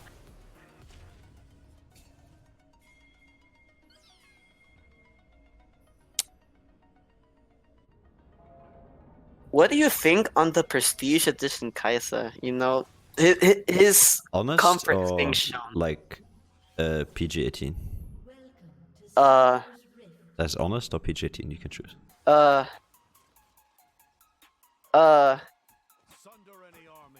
Honest. Let's go. Okay, honest. Where's Kaisa? Kaisa, and can you fuck off so I can see Kaisa? So as you can see, she pretends to be the hot bitch, right? There she is, even though she's being like behind Javan's flag. But in my opinion, she just looks like the classy bitch who like buys the cheap off Chinese rip-offs, you know. So yeah, that's my. It's and then in the end, she also seems to be a rip-off in-game because for a prestige skin, she's really lame. Oof, me regretting my life choices. Moving on, Lee Sin is starting red buff. Jarvan's pathing over to blue. Jarvan's most likely just gonna do a regular clear heading into the bot side, hovering mid. I mean, Javan is really, really bad early on, taking like a large group of camps. That's why also Machete on both junglers, but it's gonna be way easier for Lee Sin to clear large group of... Yeah. He also gets the really important reward on the Raptor camp, which basically tells Team Lift what side Lee Sin is gonna be after the red buff. If he's gonna be top side, mid lane, bot. Yeah, and they see him being spotted. Yeah. So with that information, Jarvan now knows where Lee Sin's gonna pass, so he can decide where he wants to impact, which lane he wants to impact, and what he wants to do. Oh my god. Like you see him immediately walking. He's got spotted as well. Yeah. So, yeah, but Lee Sin actually opted for the slower clear. I don't think going... I mean, personally, I really dislike going chickens right after red buff because it takes so much of your HP. Yeah. And he used both heal pots there, by the way, just pointing that out. So now if he gets invaded, he will most likely die. However, I don't believe Jarvan's gonna go for the Of course invade, not, despite, but I'm saying it's a the really information. risky thing to do on Lee Sin. Going for Raptors after. You should always go for Wolves into Wait. Gromp. Someone just pointed out that Darius has the red buff. Wait, that might be why he took so much damage. Yeah, he is Oh, right. he does. Wow. Okay. I mean, no pressure. Only game 3. Bro, I'm just letting the auto camera do its thing, man. I haven't noticed top lane. Yeah, me neither. I mean, Stream top lane is stream dead island. Like, hello. But yeah, well, Okay. that's unfortunate because that means Lee Sin is gonna have a lot of trouble here. He has smite available. They finally capitalize on the Oh knowledge of my knowing where Lee Sin is, so that's a really easy first blood for them to pick up. Finally.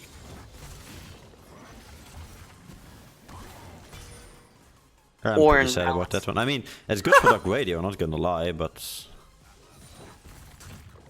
Yeah, but the Lee Sin is still level 2. Like, the Lee Sin is so behind for not having that level 3. yeah. And as an early game jungler, you're gonna feel really sad right now and wanna press the restart button. Like, that basically decided the kill. Darius is getting caught out here. He has no time to react with Flash, so he's just deado. If only he had Nimbus. Kappa, kappa, kappa.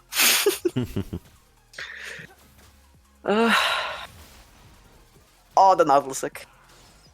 Oof. So, how are the lanes doing? Rumble's actually underperforming the lane at the moment, despite taking a good trade there. He is not performing well in the farming side. But overall, Lift has like a really big gold advantage so early on into the game. I mean, Wumble doesn't really care about farm, right? Yeah. He just cares about getting his first item no matter what. I mean, no matter when. So the second he has that, it doesn't really matter. Like, as you can see, he's gonna be the lane bully, even while farming badly. Yeah. So, he does his job.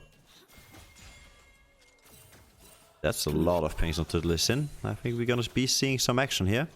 Level 3 to level 4. Yeah. Oh, they're meeting, but they're not doing anything. Yeah, just running around blindly.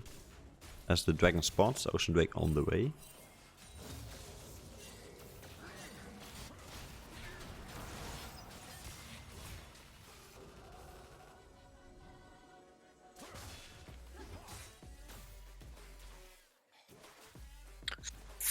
So far, a pretty standard game apart from the early invade on the Lee Sin.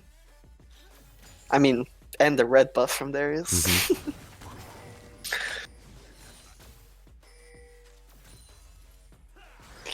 Finally, some action, dude. He just forced flash. You see Nimbus cloak. You see Varus knows what's going on. He's running. Ooh, re-engage happening, but I don't think they want that fight. Like, Lee Sin is coming, but what is he gonna do with his machete and talisman? And missing the Q. Where was the W, man? Where were the Lee Sin plays? I was I mean, if you W, say you got to your friendos there, then Q, and you go in, you have no way of getting out because his flash is down, so that's is certain death. Yo, Especially since there's Leona no need to rotation's get back out, up. man. Oh, no need to get out indeed. Penguin and Mars is going to say that as well, because he's just going to be dead, and now they're going to turn onto Penguin on Earth. Nautilus here trying to survive, and Ignite dropped, and that's safeguard to safety. Oh, doesn't hit. Neither the Kaiser W nor the Listen Q. League of skill shots, man, that's what I always say.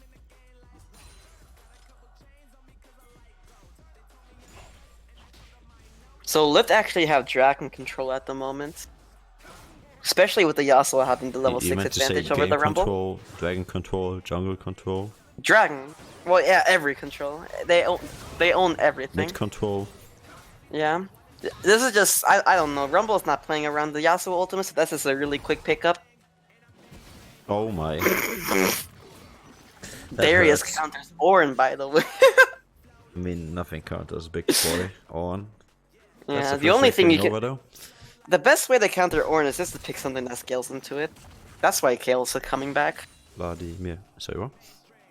What? Vladimir? Say what? Say what? Say what? WashedUpKids? What? I mean, at least they say true to the name, you know? No BM, but... Yeah, you have to give credit where credit's due. You're right. Exactly. Like, let's look at the positives here. But yeah, nearly Varus 2K gold opted down. for Yeah? first item Vampiric Scepter. What do you think about that? Do you think it was a necessary buy for him? He's gonna With the out-heal Kai'Sa? now. The damage that's being done to him because Kai'Sa went tier, right? She definitely doesn't have a Yeah. pickaxe. Totally. Yeah, Minecraft. Ooh, see? There is a counter zone. There you can see it. Oh, nice flash. Damn. See? Counters. Told you. Proved me wrong. Yeah.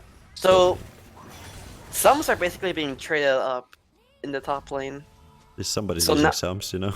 Yeah. Now that Darius is very vulnerable to another Jarvan gank.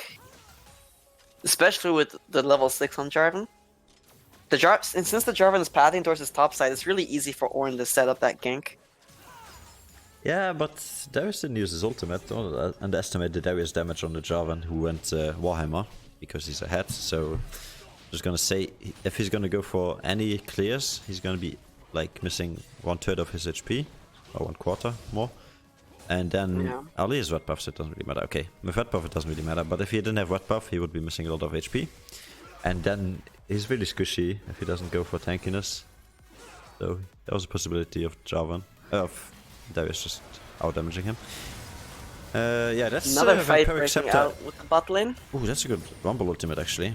Making sure that they can't follow through, and that's aggressive pain. The right Rumble is here. hard committing on the Kale. Lands got the it. last harpoon. Yeah, he's fishing for wins here, and as I pointed out, this Rumble is the winning condition if he's gonna get another kill here, even though his Oh, support goes God. down there, but that's DP used. Yasuo is getting really stacked. They land a really nice... Is that a quad? That's a triple kill. Quadra kill. That's a quadric. Exactly, yeah. Oh, how's a key more like, get out of here? You know, I don't want to say you wasted 10k points, but, you know, I believe this is one of those 15-minute games. Cough, cough. You made me bet on it. Don't make me feel bad right now. But yeah, there you see the point I pointed out about ultimates and TPs. Strong Rumble ultimate got them a kill, first kill of the game. But obviously the Yasuo ultimate's stronger. So Yasuo is now gonna reset after that beautiful quadra. What do you think? He's gonna instant Phantom Dancer. Beautiful. Yeah, he's not gonna kill this boy anytime soon. Oof, Rumble's kill pressure has basically disappeared now, so Rumble's actually in a really tight spot here. And since the Lee Sin failed to provide that early game pressure that we needed him to provide, I don't really see this match lasting much longer past the mid game.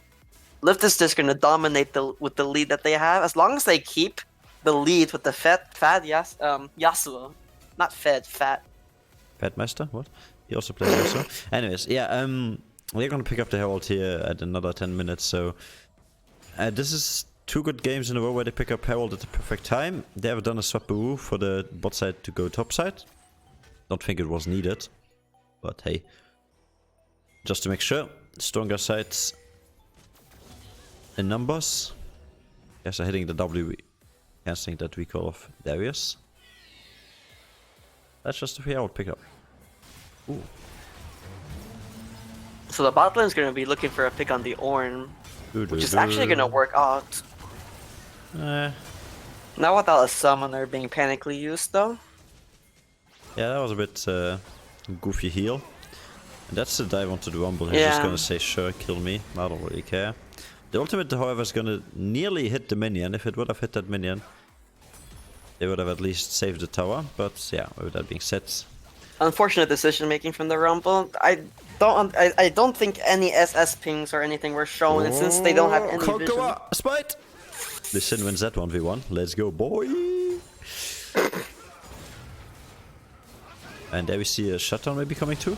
Oh, shutdown number 1, shutdown number 2, and take down the Leona as well. Come on, man.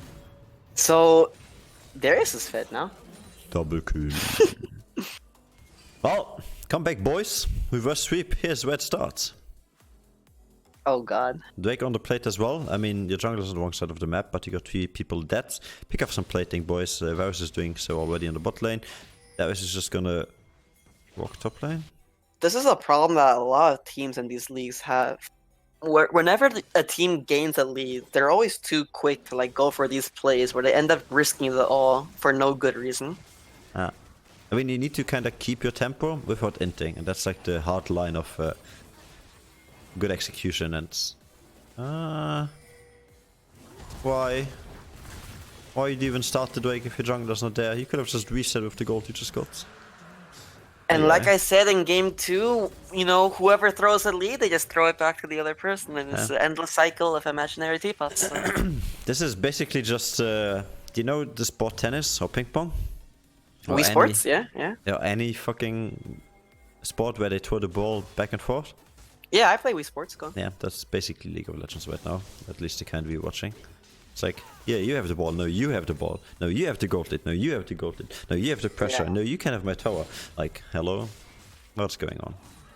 Anyways, yeah, so only 2k gold ahead, 2.4k for the size of LYVT, being 2-0 in this series, so they need to win this game in order to close it out on the side of WashedUpKids. Jarvan's gonna find him. Jarvan. Finding a So- sin, like he's not that blind. That was a good one, come on. Very good, Jason, very good. Yeah, and 5 seconds and 20 more left on the plating. So we have resorted to the Yasuo split comp. Oh, never mind. I was like, Nautilus ultimate, but no. Didn't opt to go for it, and yeah. Yasuo comp what? So despite the catch in the Jarvan, the Ornn and Yasuo were still able to capitalize on the missing players and shove in the turrets. So they're able to get some nice XP and farm leads from that. Okay. Dark Raider's Something you like, can- I'm strong now. With Lee 2 Sin behind fights are him. being found. One on the Ornn and one in the mid lane. Yeah, but the one is least interesting one. Yeah. Because Dark Raider's inting, so that's more interesting to watch. There we go. And the And one actually another survives on the fight. bottom side, and then the top side we just saw Wumble having a go at the Ninja of the Wind. Man. These have been some pretty bloody games. 17 kills already down in 14 minutes. Yeah.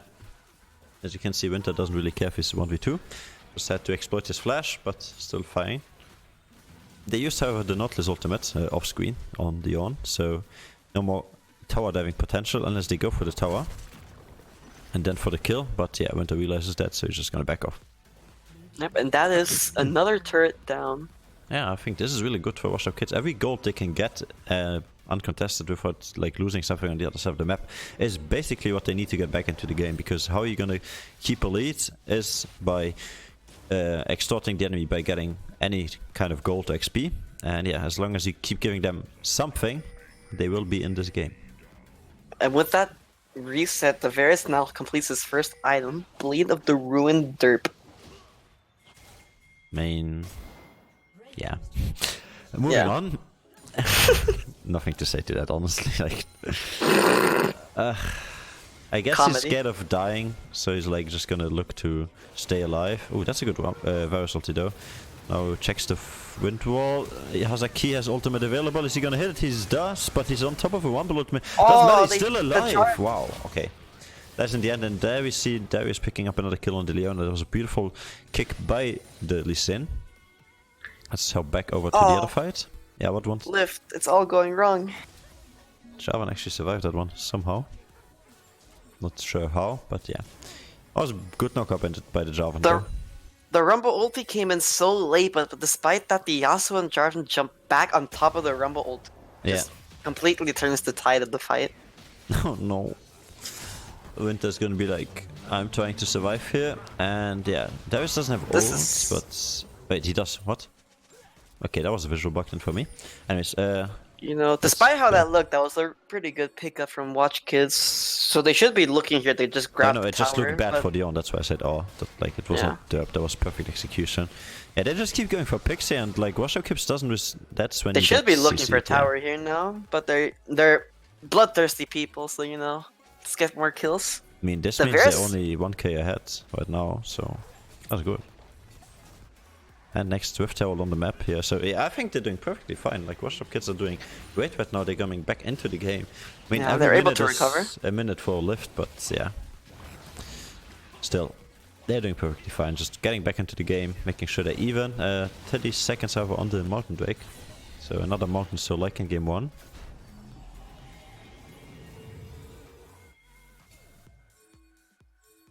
Tell me, who's gonna get this Mountain? I want your predictions.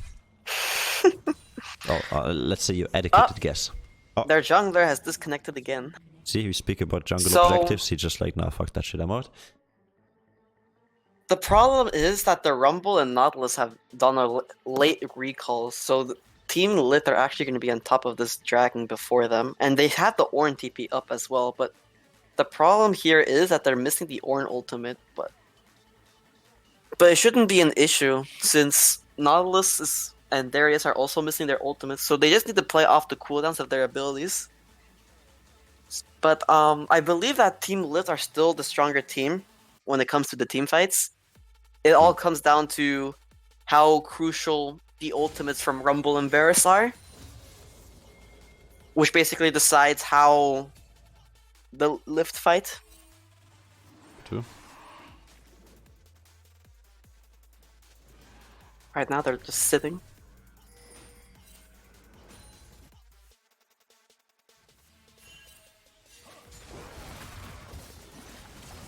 But that's actually good and gets happening, and the Ornn's gonna get completely caught out, but it doesn't matter, the damage is there.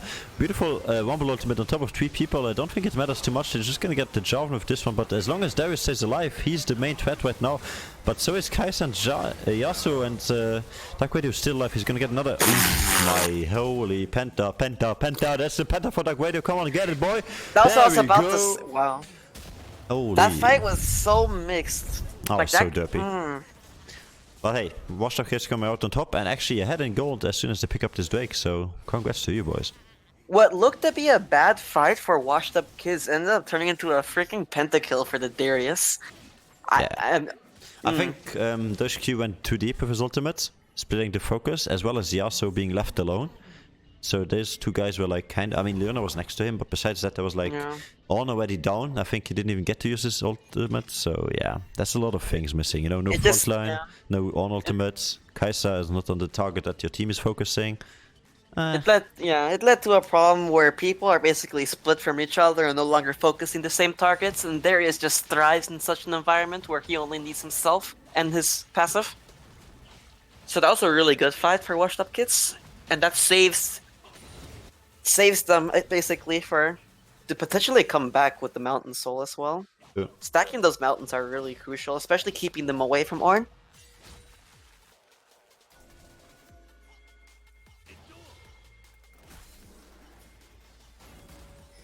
They're looking again for some picks. There's a lot of pings going down as you can hear right now. You're gonna spot the Darius, but not the rest of the team hiding in this bush right now. So if anyone purposely face checks, I think Darius is kind of giving it away. But he's attacking over the wall, what the hell.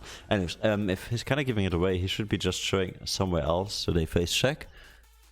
They decide to just bully the Ornn. He has TP though, he should be using it already. He is not, so he's just gonna die, I guess. Yeah, that was his perfect opportunity to just TP out. Oh, he flashes instead. He's wasting a lot of time. That means they're gonna be going on the Baron. As soon as I see that flash coming too, I know what he's gonna try to do. He's gonna die in the anti, I think. Yeah, and they actually leave Mistake to take the kill, so... It's no jungler here to outsmite the Jarvan, but we have a Rumble ultimate beautifully placed on top of 3 people here again. Splitting the team, but nobody there to do anything. Is he gonna int for it? He doesn't have a zone yet, so this would be pretty int if he goes in. Oof. Was close to stealing that one, not gonna lie. Darius used Ghost Here comes Darius, hoping for the cleanup. Big boy, flash over the wall, flash. Oh, okay. Just gonna get the... Yeah. Number 1, number 2. Oh. No, the other way, Darius, the other way. Too greedy. Yeah, he should have flashed over the wall immediately and get both of them, but hey. It's not over though. Yeah, that's number 2. No. Never mind. Despite his performance with his current setup, this is the reason why Nimbus Cloak and Phase Rush Darius is becoming such a strong itemization or build-up for the Darius right now. It just... Bears doesn't even want to, he just wants to auto, like that's so BM, but hey. Yeah.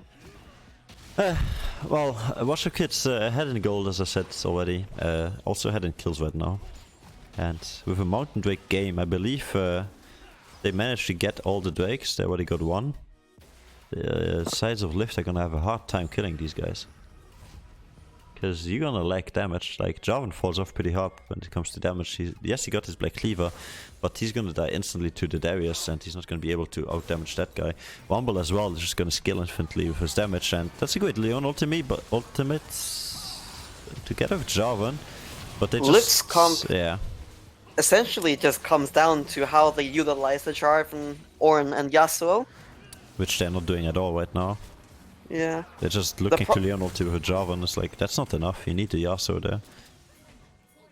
Despite the early game objective control and how dominant LYVT was, they seem to be falling apart as WashedUpKids just keep finding ways to catch people off guard. And if LYVT fail to keep finding these ultimates, the whole point of their comp, then WashedUpKids will actually come out on top here, and Jason will save his points.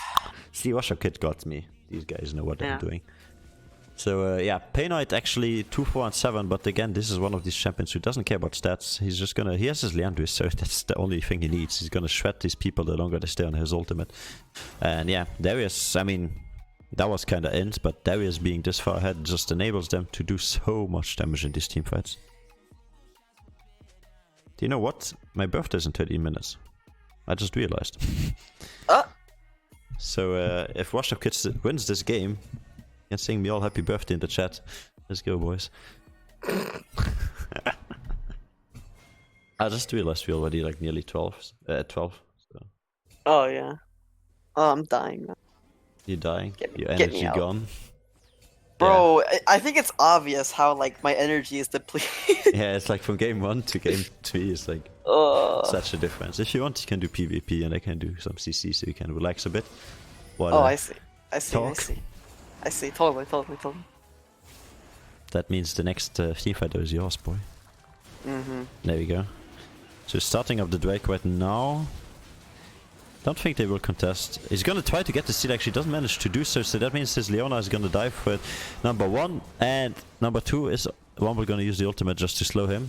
Nope, he's not. So, I'm confused here.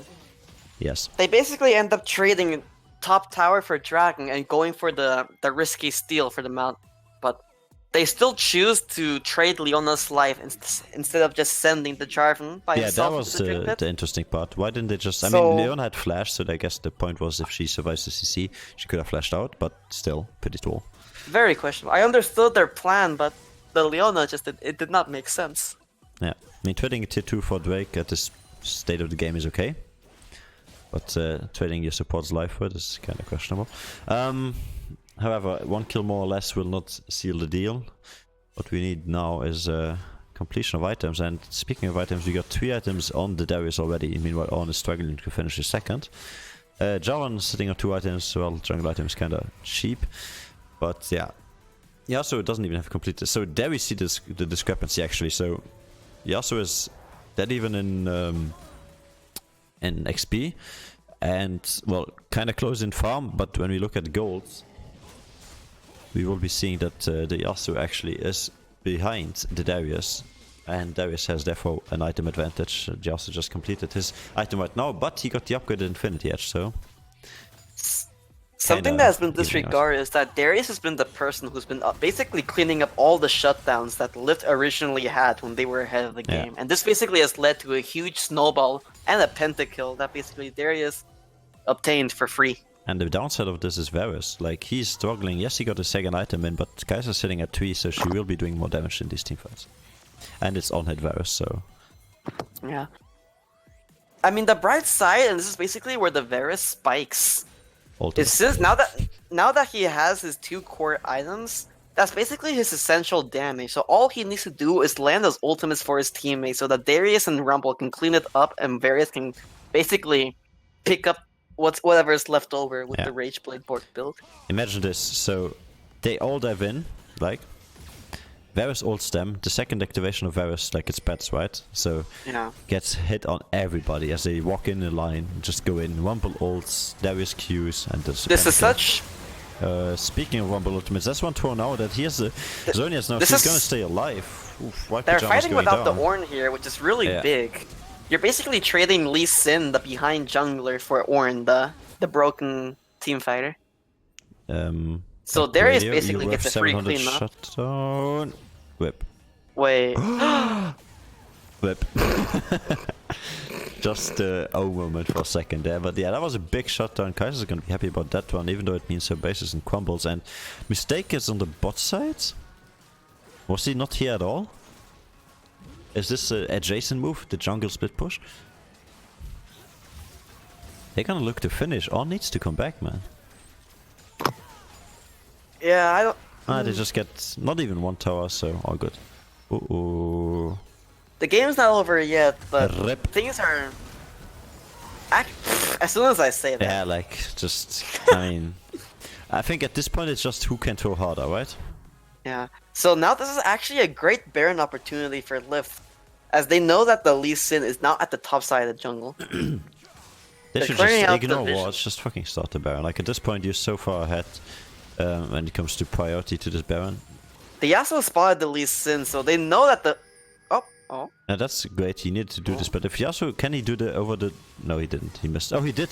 Yasuo jumped over the wall, but it's a bit late. Rumble decided to not base.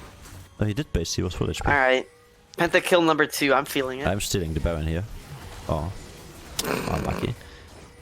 Darius is now focusing the Baron, I think, instead of... Oh, he's just gonna... Yeah, he focused the Baron there. This is the throw that LYVT need. Yeah. Alright. Yeah, almost just like I'm here. Anyways, yeah. So that's the total LYVT needed, you said? WashedUpKids, basically... Yeah, so basically the bot lane got thrown away, which basically gave so much Baron pressure towards LYVT to where WashedUpKids basically just panicked and threw each other, one person at a time, into the Baron pit. Throwing in not only the Baron, but over 2,000 golden kills. All within the span of like 1.5 minutes. So that's such a big swing towards LYVT. And since they have the arguably the superior comp, all they need to do... You say that as Varus just demolishes Jarvan. Yeah, Varus is live, boy. Holy. He can attack over the wall. That's so funny. Like, most people fail to flash that wall. This guy's just like, I'm attack over the wall. Yes. 80 carry ranges is just disgusting. So as I mentioned before, WashedUpKids are actually being able to obtain every single mountain drake. If they're able to collect 4 mountains and a soul, that's just so much armor and protection for their team that it could actually provide a difference in like team comp strengths. To where despite LYVT's having the better ultimates, the better team fights, it won't be enough anymore if they obtain that mountain soul. I mean, the only people that are gonna do damage is the Kai'Sa with 2 damage on the 4th shot and not 2, it's HP scaling, right? Oh my god. And there is throwing more money at Team LYVT. Well, there's Things no are not objective on the map, looking so good it doesn't really anymore. matter if they die here, but they could be looking to end because it's 40 seconds. They just don't have a way. I think maybe the top lane if On decides to TP, but they don't really have a wave to finish the game. So it doesn't really matter if they kill everybody No. here. So WashedUpKids just giving them some gold back. No one's. They're all chasing Lee Sin instead of someone staying bot lane. So all they can really do is just shove out the super minions and maybe look for a mid tower. But didn't they have? Yes, they have. They have On with TP. with TP Baron, right? They could have just the Baron buff is still on him. They could have just sent him top lane. The wave was perfectly close to the tower. You could have at least gotten an inhibitor by the time your team arrives. You can pressure the inhib. But hey, I know Yeah. everybody respawns, so. Winter chooses to keep his TP for future pressure because he still has the Baron buff, so he can pressure Yeah. a side lane and then TP. I agree, man. into Game the 4 is fight. also important. Let's keep it for them.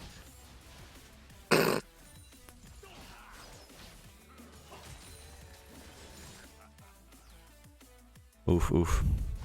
Anyways, yeah, so gold doesn't really matter at this stage of the game. It's 5k difference, but who cares? Like, all comes down, like I was saying, to White Pyjamas and HQ here on the Kai'Sa and the Yasuo, just executing their damage perfectly on the guys that will be doing the damage. And there is actually the issue for LYVT, because as we see Leona getting picked off once again here, the damage comes through by Darius, by Rumble, and Yep. as well by the Varus. So that's the triple damage threat, and yeah, up against the double damage There- threat. yeah, there's the flash that I was thinking about. So that's 2 kills for WashedUpKids. Yeah. And now with the wave that they have, they can pressure. At least tier 1, tier 3 tower. Wait, what is this? Tier 4 tower already. Holy They shit. can pressure 1 tower. Yeah, I think there was one still low from the previous push, where they entered the bot lane. So yeah, there we go. They should be Yeah. just picking that So one up. they'll Okay. Interesting flash away by the Varus, but this makes him not take any damage. That's a great Rumble Darius ultimate. is tanking the tower and actually gets caught really hard there by the Yasuo. And was a really Peanut good is engage from silenced, the but he's Jarvan. gonna stay alive for 2 longer seconds. And okay, good engage by the Jarvan in the end there. By well, more WashedUpKids like not really executing it perfectly because the Rumble With the- ultimate only hit the Jarvan there. With Darius being the main threat, it was so big that both turrets were focusing down the Darius throughout the CC chain of the Jarvan and the Yasuo ultimate. So on top of the armor pen and extra damage, Darius is eating up 2 extra towers, and with him being the main carry, they just get completely wiped out. Yeah. And also Kai'Sa was off to the side there, so she wasn't even being targeted by anyone besides the Rumble. And yeah. Now they basically get in hit. With that, oh, that's so big for them. Warner's Winter's back out of the game with his split push. I mean, he still has TP and they didn't even get the in-app here. Wow. I'm confused. Like, what is your priority? Why do you want to back off here? Like, yes, they respawn, but why didn't you just go with Dion to They get didn't a get that 4-man? much. They could have gotten the in-app here as 4 people. I'm really curious to see what happens next now. The next dragon's coming up within the next minute, and this is such an important dragon for WashedUpKids to take. Yeah, this could be game So deciding. I'm really like worried to see which team is gonna like panic and like int their lead away. Because whichever team, like the philosophy and basically how their lead throwing works, whoever throws the lead first gets the lead back. What are they doing? Okay, so they're blindly walking into the jungle, not having too much of a vision. And we see already the Kai'Sa here sniping the Varus out, as well as the On ultimate finally hitting somebody. So that's Darius getting the first killer, but Kai'Sa's alive. They need to kill the Kai'Sa, otherwise it's gonna Oh, not that's matter. such a good Yasuo ult. Yeah, Yasuo ulti, but they managed to pick up the Kai'Sa in the end, so the Rumble ultimate was effective, but I think this is not enough, and only Lysina alive means that the Yasuo, Jarvan, and Dion can just walk into the base and finish. They can end the game now. Yeah, I don't So know. yeah, like I said, WashedUpKids just like panic, brain AFK, ran towards their win condition, and basically just threw it away. Yeah, not sure Lisa's what's... desperately trying to hold minions, but it doesn't matter since they have top lane. Yeah. Now, even if he was there, he doesn't have ults, so I don't think he's gonna be doing much. It doesn't do anything regardless, so game number 3 and the match goes Oh. to LYVT. Looking back at the series, man, would you have thought after seeing game number 1 this would have been a 3-0? I think that's the most Honestly, no. surprising. I was honestly expecting such swings in the games. Like, I was honestly expecting to be here for another game. But luckily and surprisingly, LYVT come out with a 3-0 sweep. Who was the daddy carry? Who did all the damage? Let's have a look at Kai'Sa. it. Yeah, I think Not Kai'Sa was surprising. picking up a lot in the end. No, actually not, because I mean, it's not surprising because Yasuo fell off pretty hard, mainly due to being melee and Nautilus being a big. You don't get past me, you know. Yeah. So yeah, and also Darius is like kind of hard for Yasuo to work around. Oh yeah, Kai'Sa just sniped over and over again the carries in the end. For ultimate. Mm-hmm. Oh yeah, I can just go back to my previous assumption of the sports reference. This was just throwing back leads and towers and kills and throws and I don't know, man, at this point. Yeah. Well, I at least had a blast watching it, that's for sure, but I'm a bit like bummed out at how the series ended. Like I felt there was some potential for a comeback, but hey. Very weird games to watch. We Yeah. can agree on that. Let's leave it at that. We should be doing an interview with the sides of LYVT. So if any of the LYVT boys want to lift themselves up into the into the channel that's called Waiting, I can drag you into the on-air channel, and you guys can be having a look at us. Look at us, please. Look at us, please. We got coach number 1 Wait a minute. and Wait a HQ. minute. Let's move those guys over. People, what? That's number 1, and there we will be having number 2. Hello, number 1 and number 2. Of course, Hola. meaning HQ on the AD carry position for the LYVT side, and obviously Proctor being the coach for the team LYVT. Proctor is in a 3-0 series against WashedUpKids, so they were washed up in the end. Is that the first statement I should be saying here? I don't want to flame, but I have a lot of things to say though. Okay, well, how about we start with game number 1, because that was the most enjoying to watch and the biggest fiesta I've ever seen in the Diamond League. Do you want to go? We don't need to go through it, but let's just hear what the coach thinks about it, because that's always interesting. Flame your team for us. Let's go. I mean, no, first games for LYVT are always just a warm-up game, so that was just one thing. And then secondly, I trust my players to know what they're playing, and then if they say they can play a champ, they can actually play it. But we could see that there was some miscommunication, for example, with Trundle Pillar or Nami Ultimate interrupting the Zac engage. Could have been better, but. And there's no way of preparing versus a Zac, a Brand top lane. Like, you don't see that in solo queue and high diamond. Oh, so you actually think the Brand top lane was the issue? Okay, good. Yeah. Game number 2 was a bit more decisive from your side. So you decided, was it a team call or was it your your own call to make this early draft and this early game composition? I was actually against it. I wanted to have one scaling late game pick, but luckily we have another coach and of course 5 players that know what they're talking about. And Beuker, the substitute, was also in, so we had 8 people discussing. Oh. And then I just gave my opinion, and they said no, we're gonna go for full early. So it's like, all right, let's do it. Okay. Maybe those questions you hear. Game number 2 was totally yours when we look at the damage charts.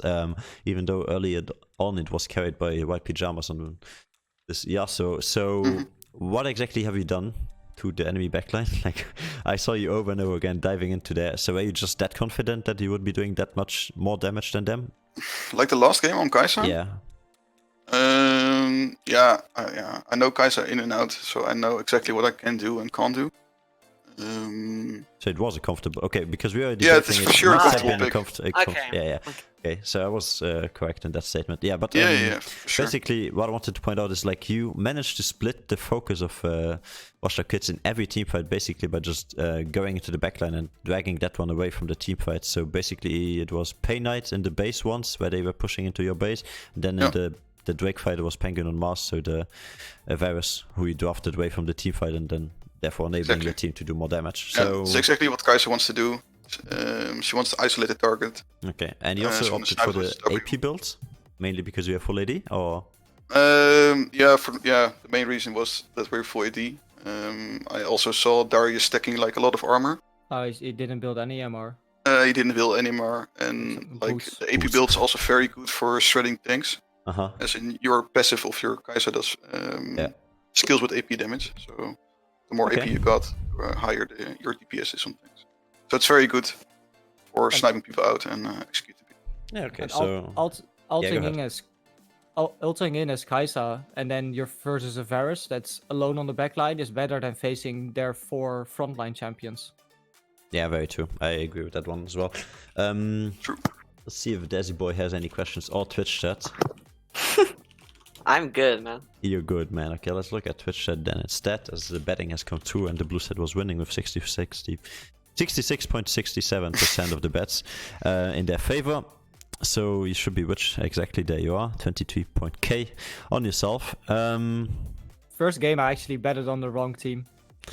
I mean, that first game, there was no way you could have bet on the right team because both teams were pretty troll. But yeah, we ourselves had a lot of fun just pointing out the trolls, because that's, I mean, yes, it's a bit BM, but it's not in a negative way. We just think it's fun. What yourself as a player, Doshki, would you say about the throws in this game, as throughout the whole series actually? Like, do you think both teams have been throwing over and over again, or was it just looking this badly on stream? And actually way closer in I game. think like the first game to start with was very troll. Like WashedUpKids throwed that game really hard. Mm-hmm. But second game you were really dominant in your execution. Second game we were really dominating because we had more like a clear game plan of what we want to do. So we want to be on Ezreal bot side just farming, and for Karma to show up mid and cover Illusion, so he gets ahead, and like play to top side and mid side, so that the gameplay was much more clear. And we didn't throw in that game. We knew exactly what we were doing.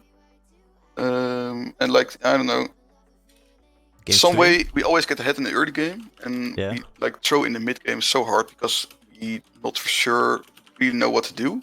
So yeah, as an outsider, I really wanted to point out, like, we are no professionals here or anything, but it looked like you guys are not continuously like having, I don't remember that exact word, but to continuously like hopping on that train, continuing to keep that lead. So you need to be continually doing plays that keep the enemy from getting gold and XP and keep you guys ahead. And I think you have a hard time executing that, but maybe that's something to work on in the future. Yeah, definitely. I mean, no team is perfect, so exactly. Snowball, thank you. That's the word I was looking for. Thank you, Lazy Dog.